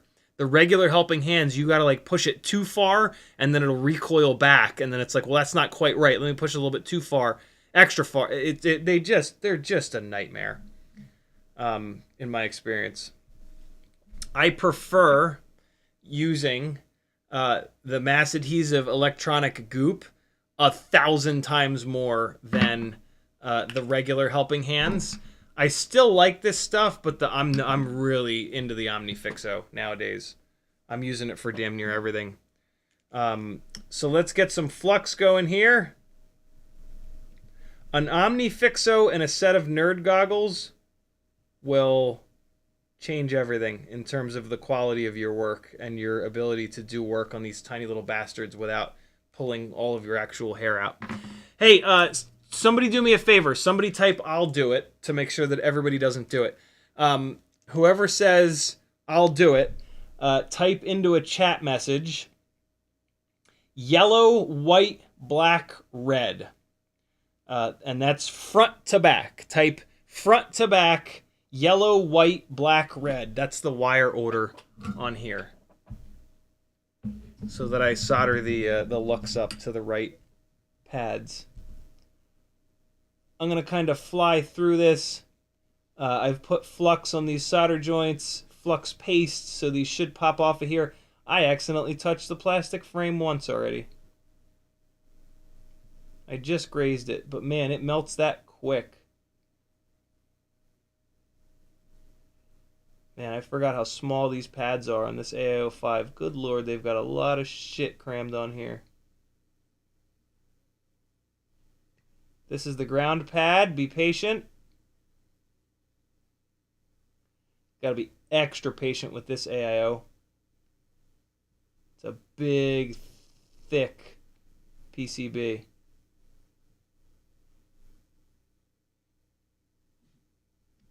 Come on, you bastard. Let go. Ground pads are connected to the ground plane, which is essentially a giant heat sink. So they will absorb tons of heat. I can't get that off of there. I'm going to bounce over to the voltage pad here and then come back to the ground pad, and then it'll probably come right on off. There we go. All right. So let me just clean these pads up. That's the 5 volt. Here's the ground pad. P and C. All right, they look pretty good. I only slightly melted the frame. I can smell that burning plastic. Thank you, Rays. Off Axis with a $2 super chat. He says, "Merry Christmas, you filthy animal." Merry Christmas to you as well, my friend. All right, Lux camera. I'm not going to cut the wire short. We're just going to raw dog it right on in there.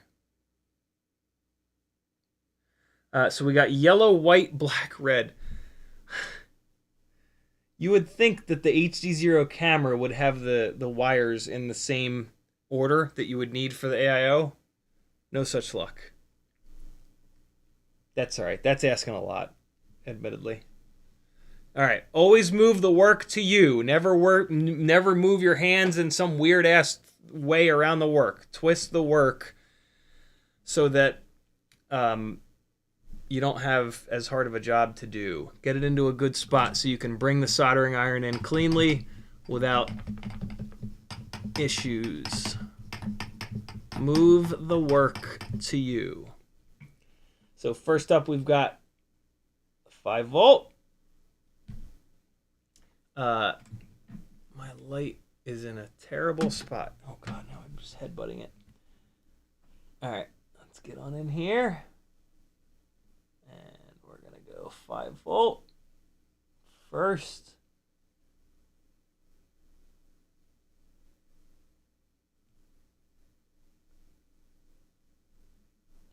Come on.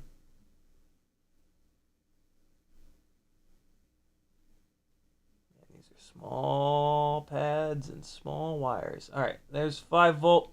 I always like to do the first one by hand, but then I typically go to tweezers. Really fine-tipped tweezers are an absolute necessity. Let me actually try to do this. These are pretty thin wires. Let me try to do this by hand. Let's see. All right, There's the ground pad. This one's always going to take longer, so be patient. Make sure you got the wire in the exact right spot.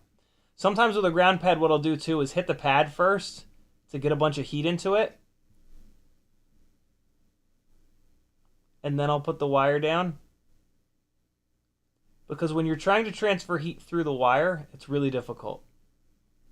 And so like preheating the pad can sometimes really help.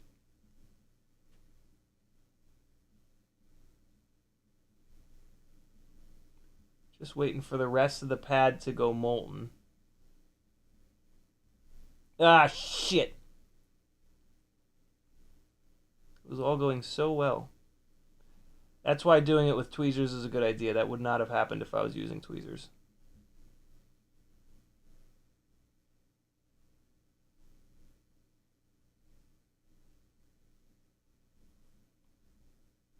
All right, there we go. That's pretty good. It's not the best, but it'll do. Yellow, then white. So now I got to go white, then yellow. Yeah, now I can't really do it by hand anymore. Although maybe. Let me try to pinch this with my fingies. Get this in here. Yeah, we good. My God. The ground plane in this board is outrageous. That I, like, just barely began to touch that pad, and it just melted instantly. That was wild. Wow, yeah. Soldering grounds up to this AIO5 is brutal. All right, that yellow wire is way too far off the pad. I'm going to have to rework it real quick. You want to try to get the silicone as close to the solder joint as possible. It's going to make it a lot stronger. The white wire is just as bad. This is why you don't do it by hand. But we can just do a super quick rework and fix that right up. So I got the white wire. I just want to push it forward. I'm going to have to do this with tweezers now. All right, so let's put the camera up here. And now I can get a bit of a grip on the white wire. And bring the soldering iron in right over here. I hate working like this, but I'm trying to get it done quick. There we go. No big deal. All right, that looks pretty good. Let's take a quick look. Always inspect your work. Never, ever, ever think that it's good enough. Perfect example. The white wire is peeking out of the pad. It just looks awful. So I absolutely need to redo that one.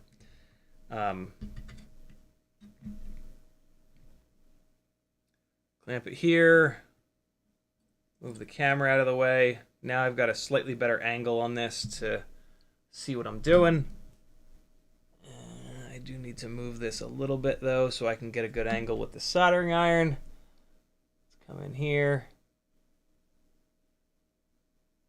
I'm actually just going to hold this white wire exactly where it is and try to use the tip of the soldering iron to just flatten this wire out. But see, the problem I'm having is the board is now getting too close to the plastic frame. I'm going to end up melting the plastic frame, so I need to use, there we go, just using that extra little OmniFixo arm to push that out there. A nice little trick once you have a bunch of wires hooked up here is you can grab all 4 of the wires, and then the individual wire you're working on will stay in place. And then you can just bring the heat in, and in this case, I'm just pushing down, and there we go. And I'm going to do that to the ground as well. I'm going to need some flux on the ground, though, because it's just going to absorb all the heat. Flux will transfer the heat into it a lot quicker, which is important. Otherwise, I'm going to be sitting on that pad forever, and it's going to dump all the heat into the main board. All right, so we hold all 4. And I'm just putting heat into the ground.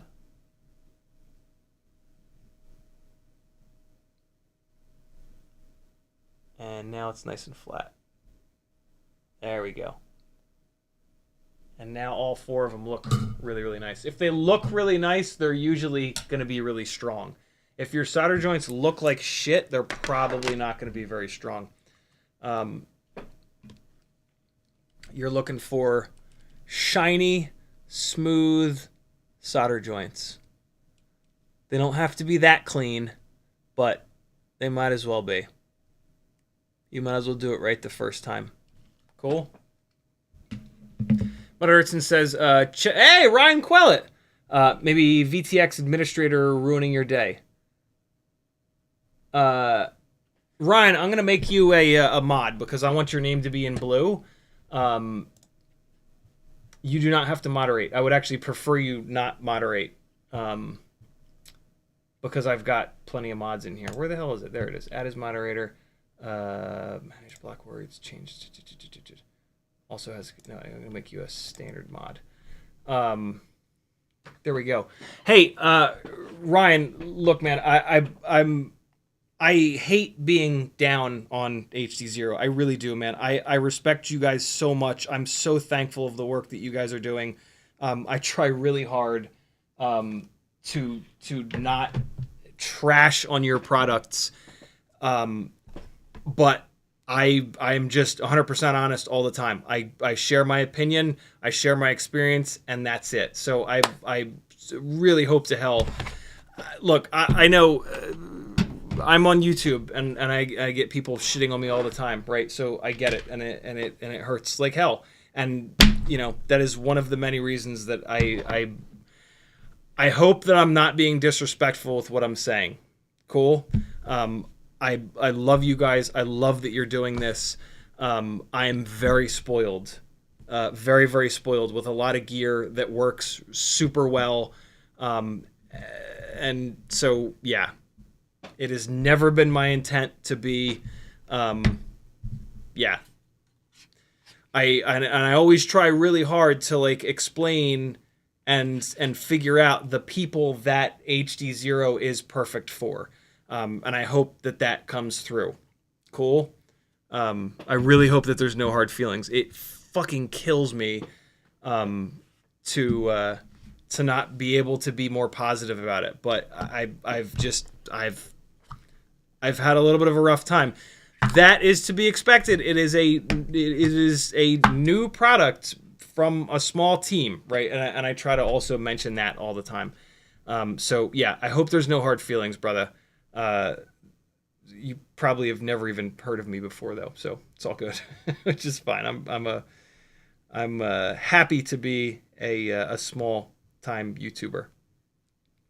But yeah, I just want to get that out of the way. It is. I've always tried to be super respectful. I've never, ever said, like, HDZero sucks, nobody buy it, it's trash. I've always said, like, here's my experience, here's who I think it's best for, and, you know, to me, that's as good as I can do, you know, without, like, shilling, right? That is the, I try to be the anti-shill, even though I shill for my website and my Patreon every live stream, but I have to do that because I've chosen to do this as a full-time gig. I'm putting the Lux camera into this camera mount that I got from Tiny Whoop. I don't know if this is the official camera mount. Why am I not doing this under the camera? Hold on. Let me see what Ryan's saying. Oh, hold on. Let me weigh this. Before I forget, let me weigh this. With the Lux and the canopy, and I'm going to grab 4 screws. What kind of screws does this canopy want? Regular old wide boys. Okay. So, we are now at... Come on, scale. You can do this, scale. It's not all the way put back together, but I'm putting the screws on here. We are now at... Oh, it lost weight. 25.13 grams. 25.13. We've lost 1 full gram. That's pretty awesome. Heavier camera, but a lighter canopy. probably not as durable of a canopy, right? I stick with that old school Mobula 6 canopy because it's an absolute tank. And I crash constantly. So there's that. All right, let me see what Ryan said.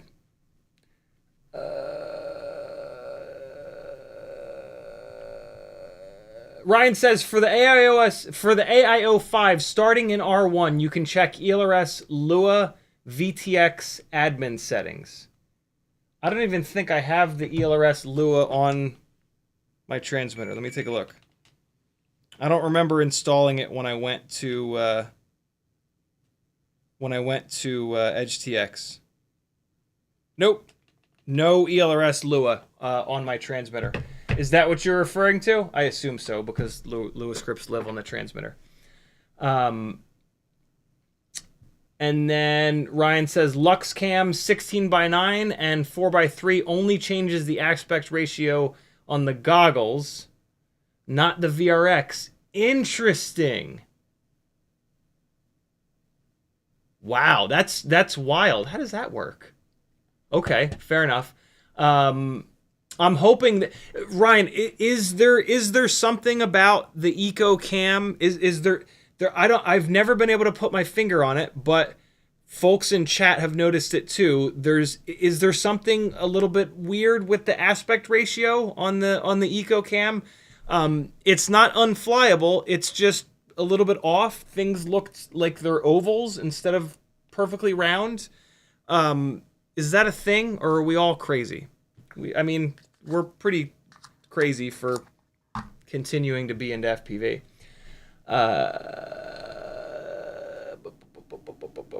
Ryan, thanks for coming, man. It's super cool of you. Look, Ryan showing up at our little corner of the live streaming world, that's pretty rad, right? HDZero is listening to their audience. They offer customer service. They're doing all these amazing things. I love all of these things that they do. I've had such a hard time finding my perfect use for their products. I think this setup, this 75 with HDZero, I think this might be it. This might be the only 1S, we were talking about it the other night, this might be the only 1S 75mm rig that I've got.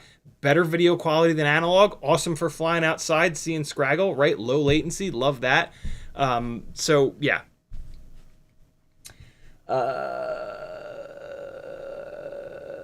Ryan says, no hard feelings, I just popped in to see what's up, see if I could help. Walk Snail ain't doing that, DJI ain't doing that, that's for sure. Thank you for understanding, Ryan, and not just freaking out and being like, who's this fucking shitbag talking smack. Ryan Quillet says, for the camera mount, make sure to put some E6000 where the lens barrel meets the camera body. It pops out otherwise. Okay, cool. Lens barrel meets the camera body. Okay, I think I know where you mean. Ryan also says, put 2mm by 12 strip of VHP directly under the camera to add cushion. Cool. I'm used to that from these. I typically don't run this style of mount because I just find it annoying to do that. Also, the old school Mobula 6 canopies are just so damn strong. But I'm familiar with that.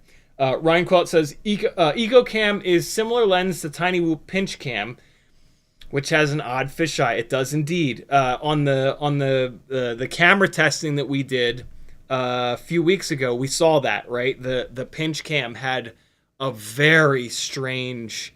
I actually still have the file. Here, I'll show you guys. Not the file. I still have the folder literally opened here. Look at how a lot of people love the Tiny Whoop pinch cam, but for me, it's got such a strange fisheye thing going on. So here's the Runcam Nano 3 that I love. This is the most drastic comparison. The Runcam Nano 3 is the least field of view, most zoomed in camera that there is.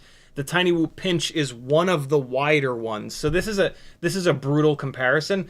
A much better comparison is the camera that most of you guys liked best, which was the Beta FPV CO3, which is there.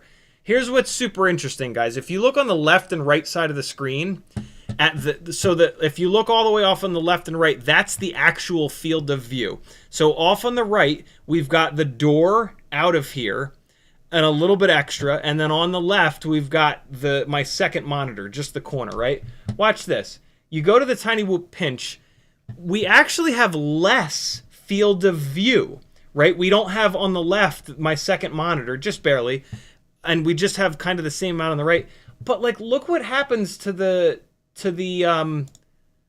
like the center of the image. Isn't that wild? It's like a lot of racers love the Tiny Whoop pinch, and like, you know, I mean, they're the ones setting lap times. I'm just a freestyle donkey. It's crazy. It's just a super interesting lens. I personally don't like it, but that's just me. I'm just one guy. And so I'm weirdly not surprised to hear you say that, Ryan, because this is just different. This is a very different representation of the things that are in front of the camera for me, right? You call it fisheye, call it fishbowl, call it whatever you want.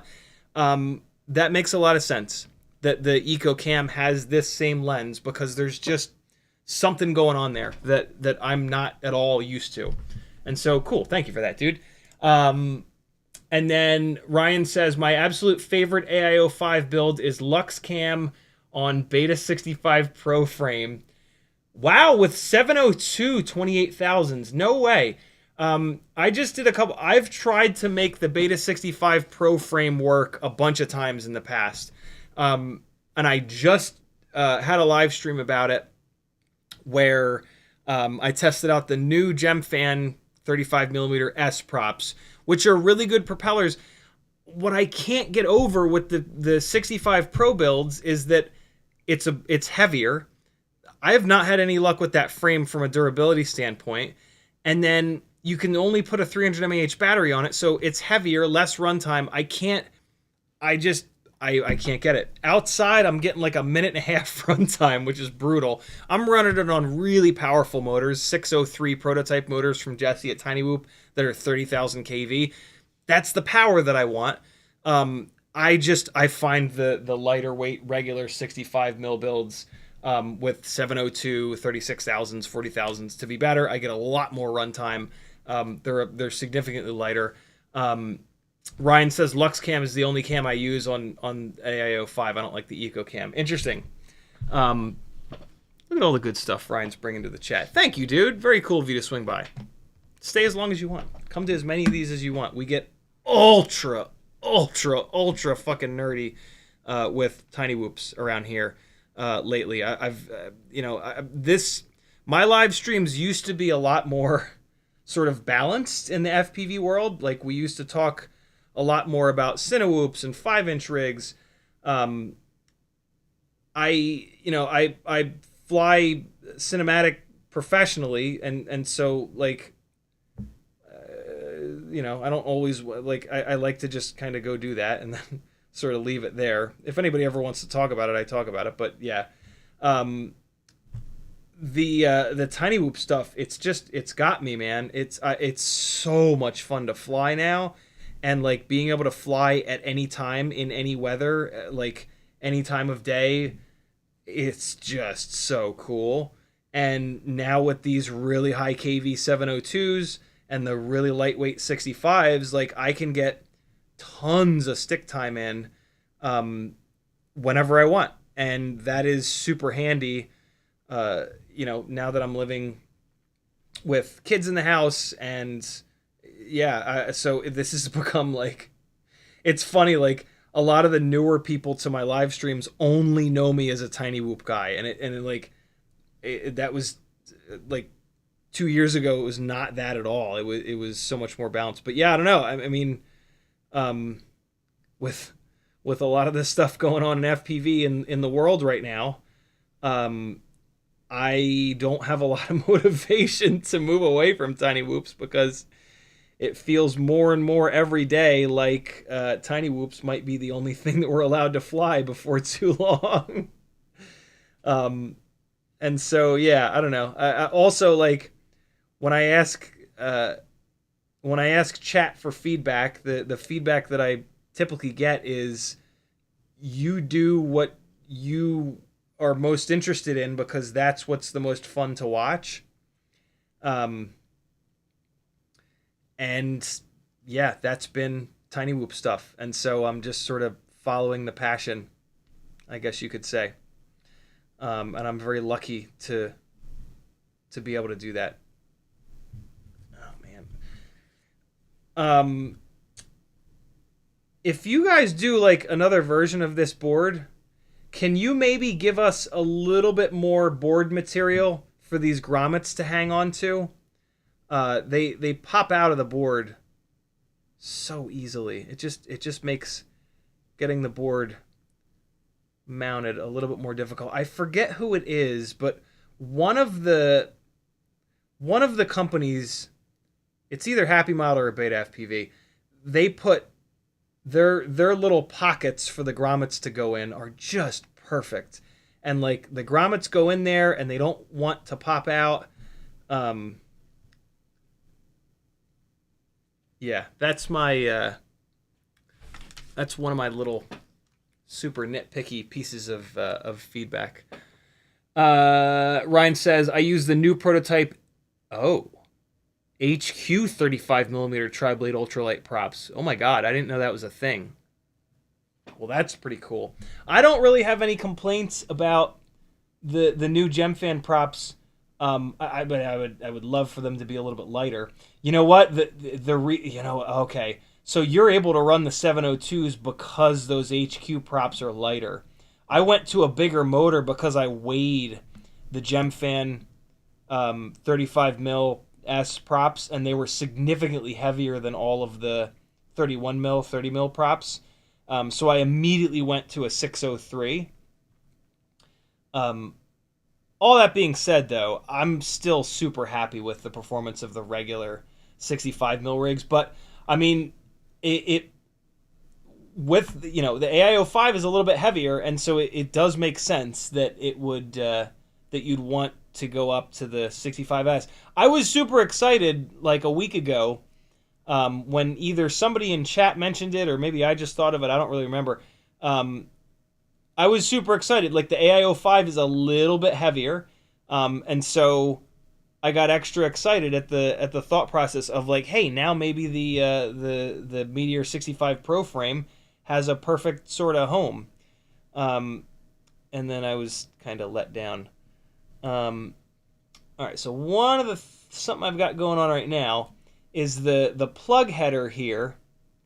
The plug header on the side is taller than the top of the grommet, so this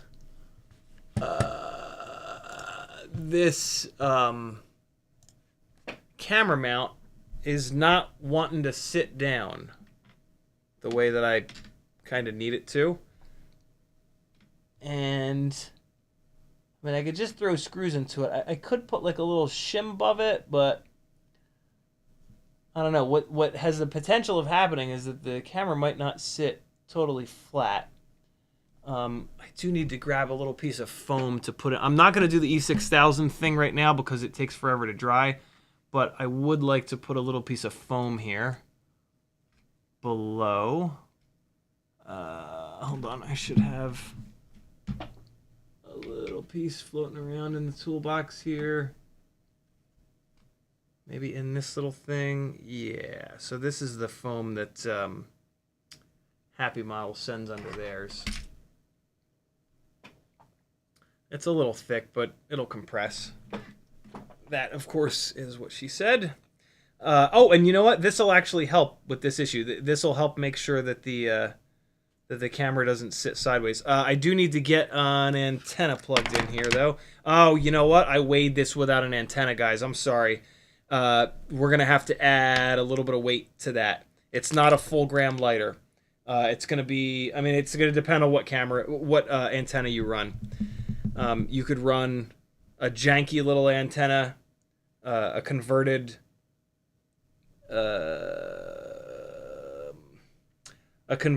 whip antenna to be super ultra light for 0.2 grams extra, or you can run what I'm doing, an ORT Micro V which will add 0.4, I think it is.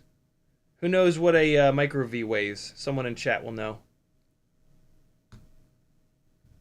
There we go. So we got that micro V on there.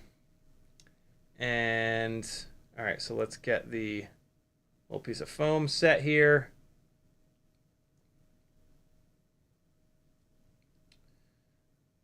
All right, get the little ELRS antenna into a position that kind of makes sense. And come on, get up in there. Oh man, this is a bit too thick. I'm not gonna do this. Ryan said VHB. That's a really good idea. I never thought to use VHB as a simple little piece of foam, but yeah, that's an awesome idea. It's nice and thin. The VHB is nice and thin, which is why that's such a good idea. Nice to have somebody working in one of these companies that actually flies these goddamn things. I'm looking at you, Walk Snail. I'm not gonna pull the paper off. And I'm just gonna stick this down under there. And now it should be totally fine. That's a great little tip. And it sounds like this camera might pop out of here, but again, I don't have enough time for the E6000 to dry. So I'll do that after the stream. We'll at least be able to fly this a little bit. Take a look at what this camera looks like and all that fun stuff. Let me loop these camera wires around the micro V, and then I'll thread this down through here. And yeah, that's adding a little bit of thickness. Unfortunately, it's actually pushing into the UFL, so let me just rotate this UFL out of the way. That's better. Cool. All right, it's going to stretch this mount down a little bit, but it should be okay. The UFL is also, we're going to have to look at this once it's done. I think the camera is going to be sitting a little bit sideways here. This is what I don't like about this style of camera mount, is that the UFL typically gets in the way and then the camera sits a little bit sideways, and I fly horrible with a camera that's sitting a little bit sideways. And I have a feeling that you guys will too. So I'll have to kind of figure this out a little bit, but it's, oh my God, it's after midnight already. Yeah, we got to get this up in the air.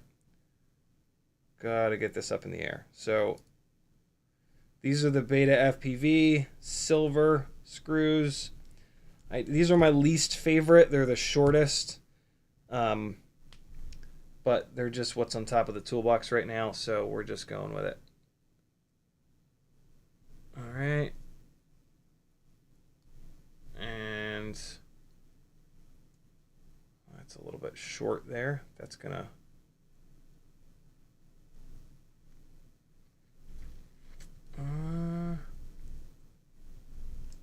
all right, no, that's okay.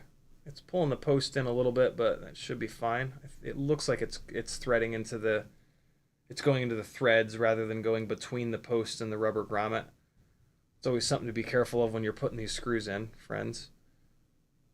It's very easy to thread these into the thread these in between the rubber grommet and the post, and then the first crash it'll just pop right off. Oh! The holes in this mount are a little small, and that's making this extra frustrating, but let's just try again. There we go. Okay, so I'm threading it into the mount first, and now I got to kind of like pull on the mount to get it. There we go. Ah, fuck, come on, get in there.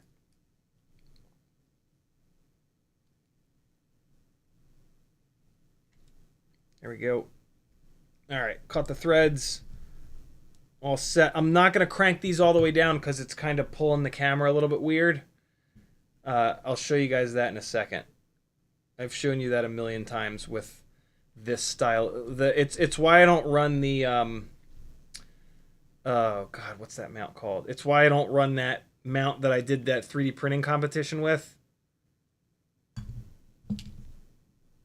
Yeah, so, ooh, wow, yeah, that's pretty bad. So yeah, the camera is quite crooked in there. You guys can even, I haven't even started to line it up yet.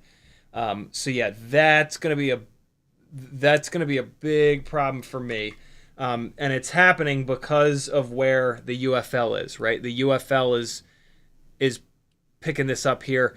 So what you would really need to do, I guess, is put like a nice big thick piece of foam under the middle of the camera so that you pick the middle of this mount up higher than that UFL. Yeah, this is going to be tough for me to fly with the camera that crooked. You can see how crooked it is if I line. Yeah, see that? See the angle of the camera is at? I don't like these mounts because of that. But, you know, it's... we're going to leave it. We are going to leave it. I couldn't get the AIO... Oh, you can't use the motor plugs. Okay, fair enough. Yeah. With the motor plugs, I could not get it to fit in the 65 Pro frame. All right, so this is done. Let me get a weight on it. And then we're going to put it up in the air, and then we're going to shut this down. I am fading fast. 25.72 grams. 25.7 grams. So we saved 26. It was 26.1. 0.4 of a gram. We're 0.4 of a gram lighter. That's not nothing. It's not a lot. Let's get it up in the air. I only have one Oh, no. Here they are. I was going to say, how do I only have one battery left? All right, so this is the Lux camera. It certainly sounds like I'm going to like this a lot better than the Eco camera, which is great. Hold on. I need to plug in the Shark Bite VRX that you guys are going to be viewing from. Look at that. Old school. Hey, Ryan, any idea why the HDMI output from these goggles, when I feed it into the Elgato HD60S Plus, doesn't give me... I get nothing. With my walk snail goggles, with my walk snail goggles, I feed it into that, and then it dumps it right into OBS, and all is right with the world. But with these goggles, for whatever reason, the HDMI output does not like that. You don't have to tell me why, but just food for thought. So in order for me to get HDZero into these live streams, into OBS, I have to use my old Fat Shark front of the goggles VRX external thingy. Which is, you know, it's actually nice that I'm getting. I've never really used it, and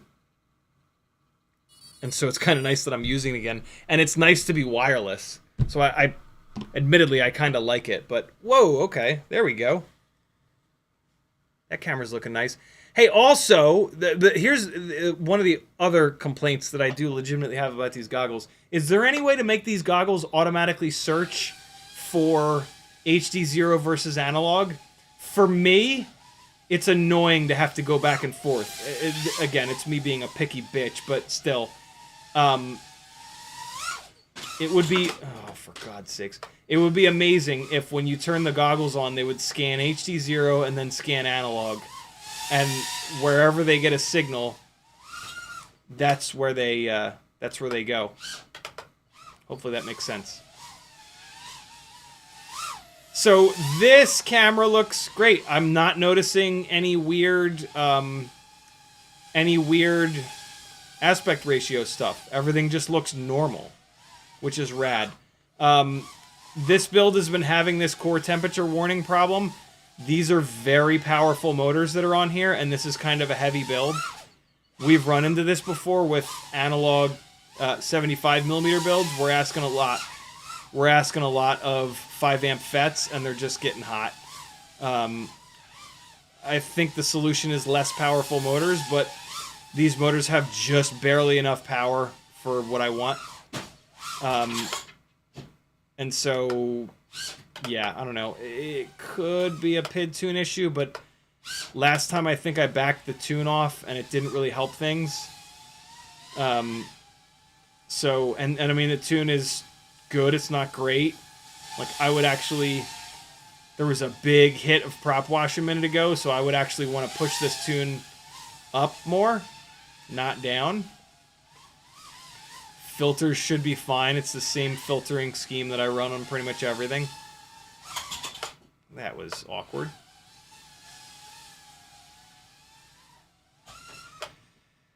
Oy vey! I'm not flying great tonight.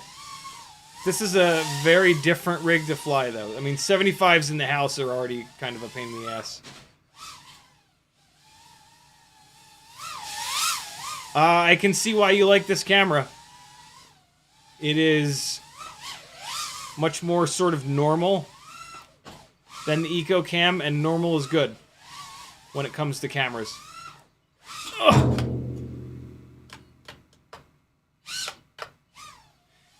So as you guys can see, this 75mm build with the 450 mAh batteries has fixed the runtime issue that I had with the 65mm version of this AIO5 build. We're up at like 2.5 minutes. I mean, we're getting down. We'll probably end up at about 3 minutes, which is great. Ah! I don't think I have any throttle expo in here, which is tough.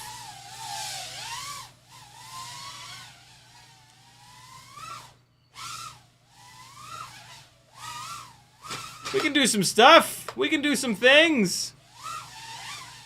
Oh, I got a little smudge on the lens. Usually Teddy does that. Speaking of, where is that little bastard?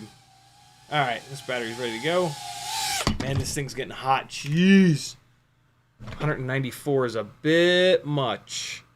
Let me throw it into Betaflight super quick and just take a little bit of a gander at the filters. But I'm pretty sure we did this the other night. I don't think that that the tune or the filtering is the issue. It's just a heavy build. 75mm builds are just heavy as hell. You know, we've gone over this time and time again. I was having this problem with a couple of X12 builds on, I think, these exact motors. Yeah, 5 amp FETs. The well, we moved it up to the X12 is on the 12 amp FETs. I think I was even having the problem on that. Yeah, I don't know. The heat thing is nuts. Ryan says, yes, the resolution of HDMI output doesn't work with some capture cards. I recommend any of the cheap $20 USB 2.0 capture cards on Amazon. That's hysterical.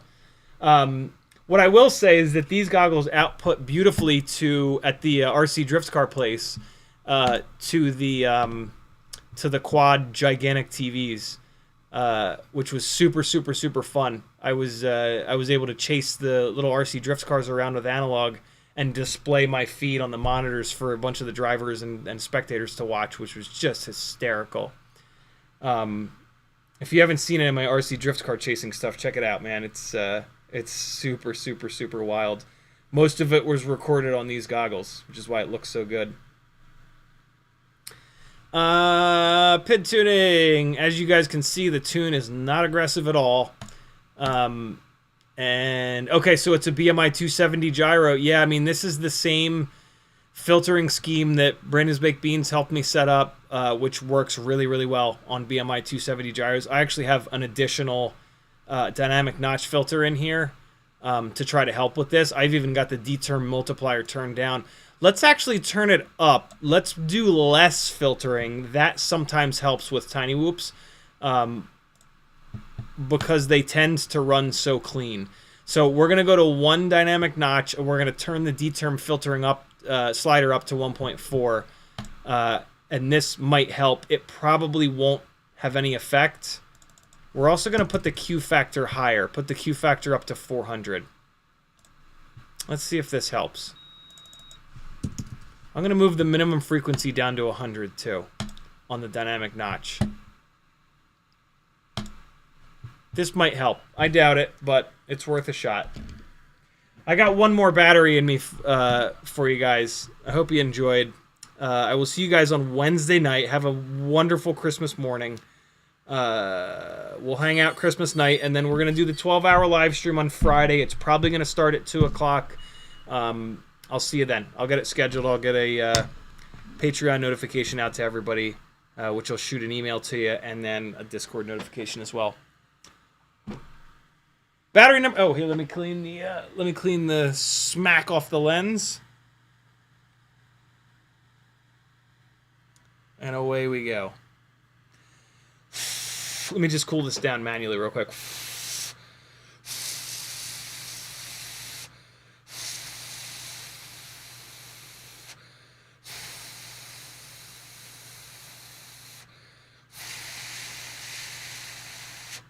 There we go. Straight down to... Whoop. I got some more smack on the lens, though, I guess.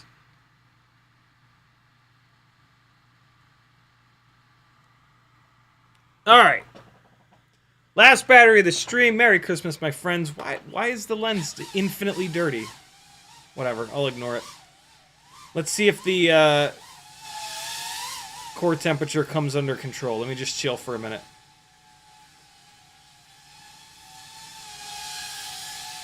Nope, still going up like it was before. We'll just ignore it because there's nothing I can do other than putting it into a less powerful setup. I think it might have gone through that gate. That's pretty rad. So the tune's not great. I would definitely want to spend some time dialing this thing in. Not sure if it has black box or not.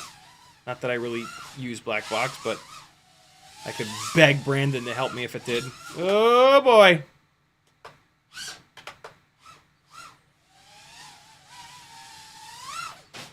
I'm having a hard time. So these, I used to have these square gates over here. Now I've gone to these smaller circle gates, and boy, is it a lot harder to get through these. Oh, God. And I think I just knocked, yeah, I just knocked the antenna down into the duct. Okay, let's get that. Yep, sure as shit. Here it is. And... you can't, I feel. It won't work. There's not holes in it. Cameras that'll work with the Mobula 6 canopy are cameras that have the holes in the top right and bottom left corners when you're looking forward at the camera. Now that lens is completely clean, but why is it still, what is happening here? Is there something on the inside of the lens that's all foggy? What's going on there? Oh God, that core temperature is gonna need to come down in a hurry or I'm gonna land this. Come on down, there it goes. Okay, 212, let's just chill.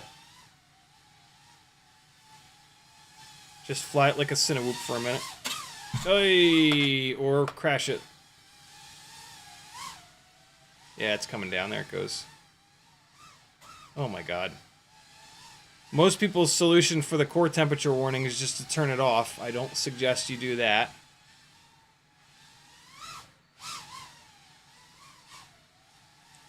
Let's shoot some of the really tight little gaps here.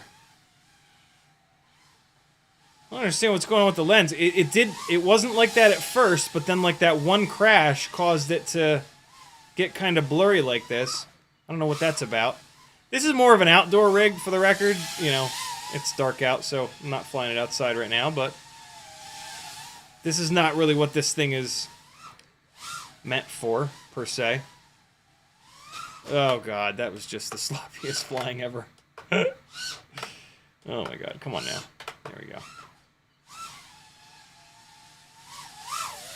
Core temperature is about what it was before, so, you know, we moved the filters significantly, and it made no difference, so... Yeah, it's... We've had that before with these 75mm 1S rigs on these really powerful motors.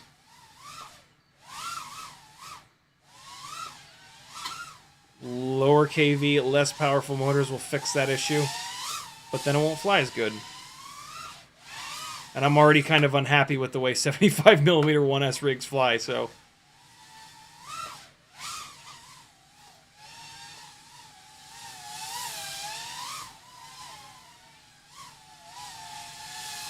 If we ever get an AIO5 that's 2S, ooh, baby, that would be dope.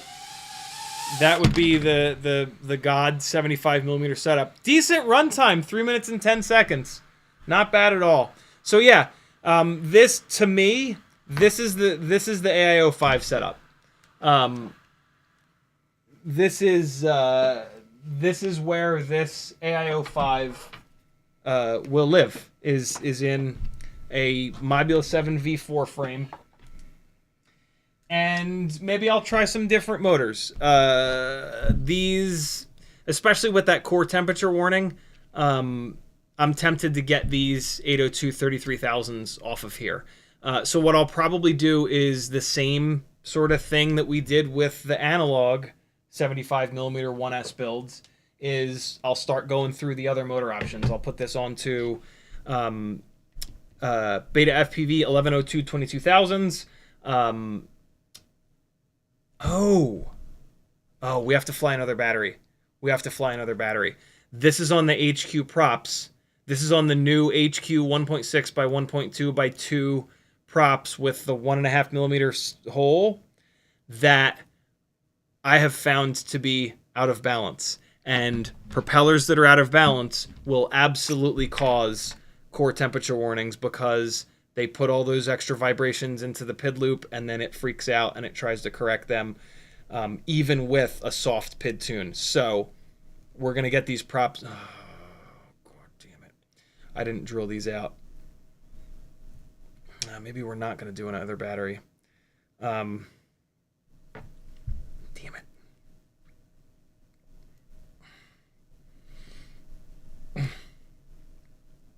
Oh, okay. All right. There's one. Yeah, we're going to put this onto Gemfan 1610s, and I bet you that core temperature might go away. As long as I can get these off. Yes. Come on, baby.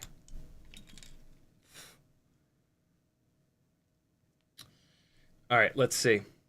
The 2S75 analog rig, when I went from the Gemfan 1610s to these HQs, started flying away. And when I went back to the 1610s, it stopped flying away. And that right there is a surefire sign that you've got out of balance propellers. Jello is also an indication, which is what somebody on my Discord said. They said that the HQ props helped with Jello versus the Gemfan 1610s, which is super weird. But yeah, let's see.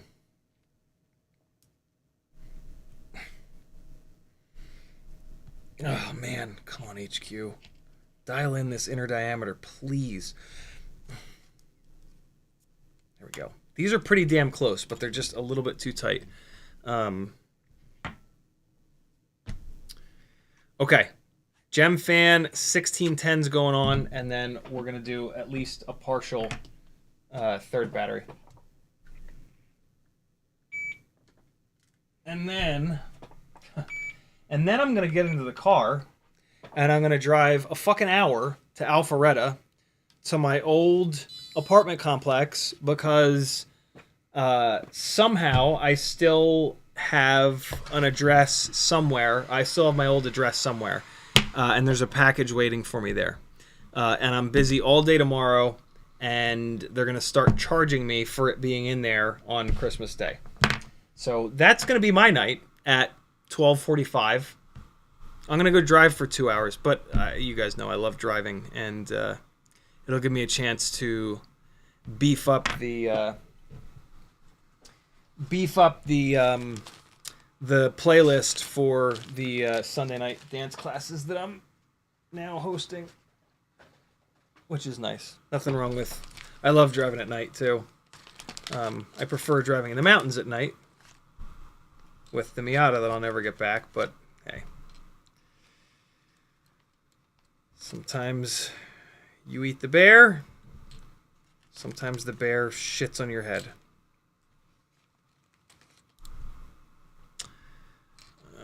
That's what I need. And then I need one more. Are you him? You are him. All right. Let's see.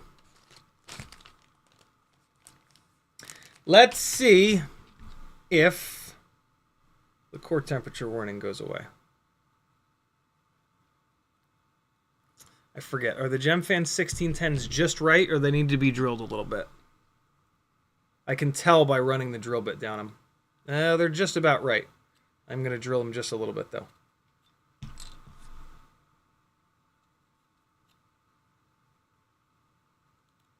Just a light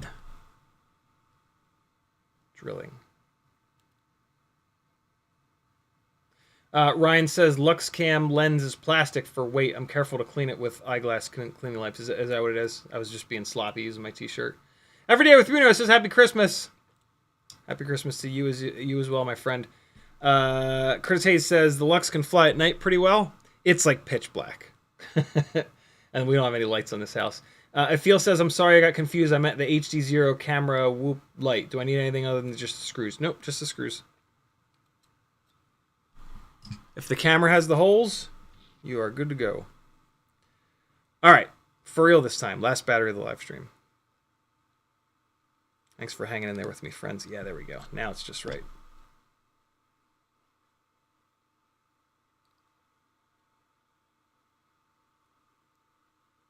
Oh, man, that one's... No, I'm not doing it. I'm not just going to force these on and then struggle like hell to get them off and wreck the motor. Oh, my God. Yeah, trying to get them off.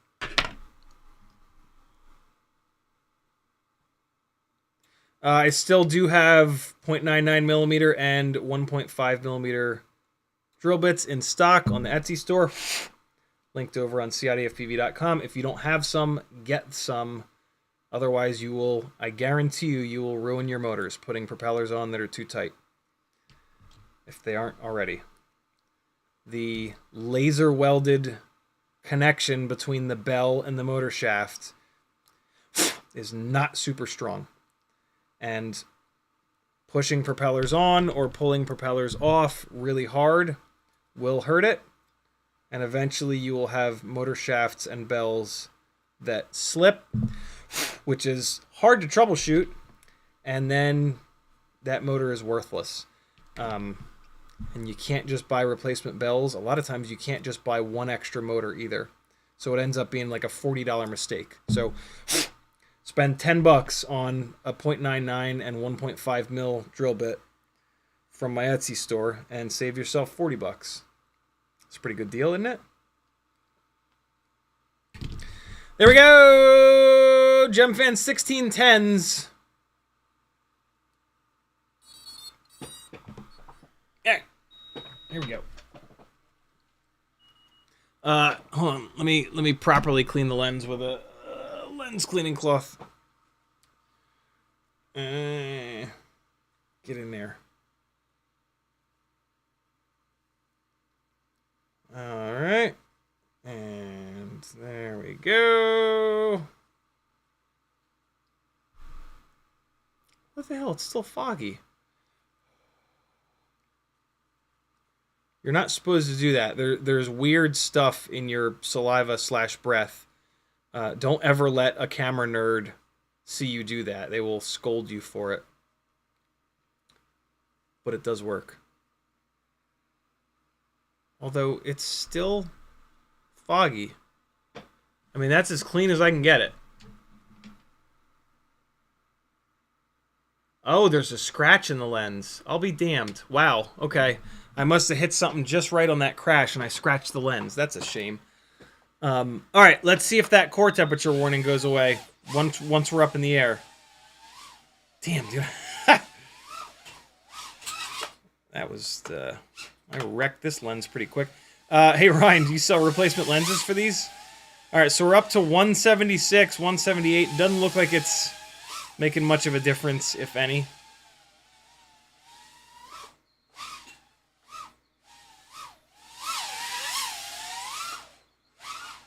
I just missed it.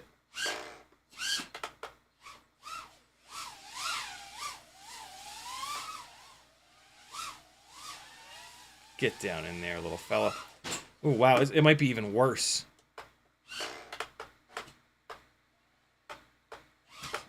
Come on. Come on. No, don't do it. Don't do it. Oh, God, it doesn't have enough power to nudge its way out.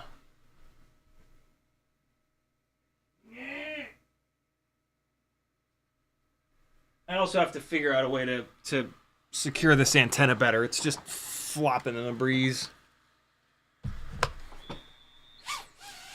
You can actually see... Oh, so the camera being sideways, by the way, this will give me a chance to let this thing chill out.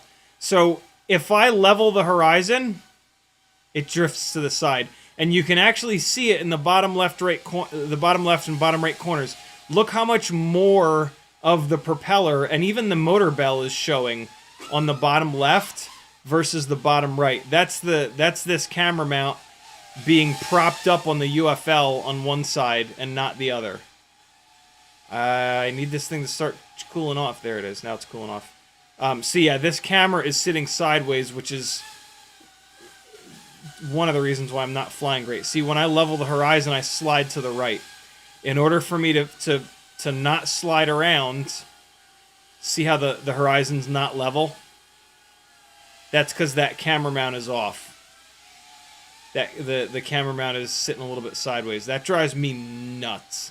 A lot of people don't notice that, but when you fly cinematic forever, leveling the horizon becomes super important, and it's something that I do a lot. All right, so it didn't help. The Gemfan 1610s didn't help, and they might even be worse. So yeah, I need to figure that out. Hopefully, there's black box on this. After Christmas, I will probably beg Brandon to take a look at a black box log to see if we can figure out why it just keeps getting hotter and hotter and hotter. Because yeah, that ain't right for the core temperature to be going that high. It didn't do it when it was on the 65 millimeter setup. So it might just be that we're asking too much.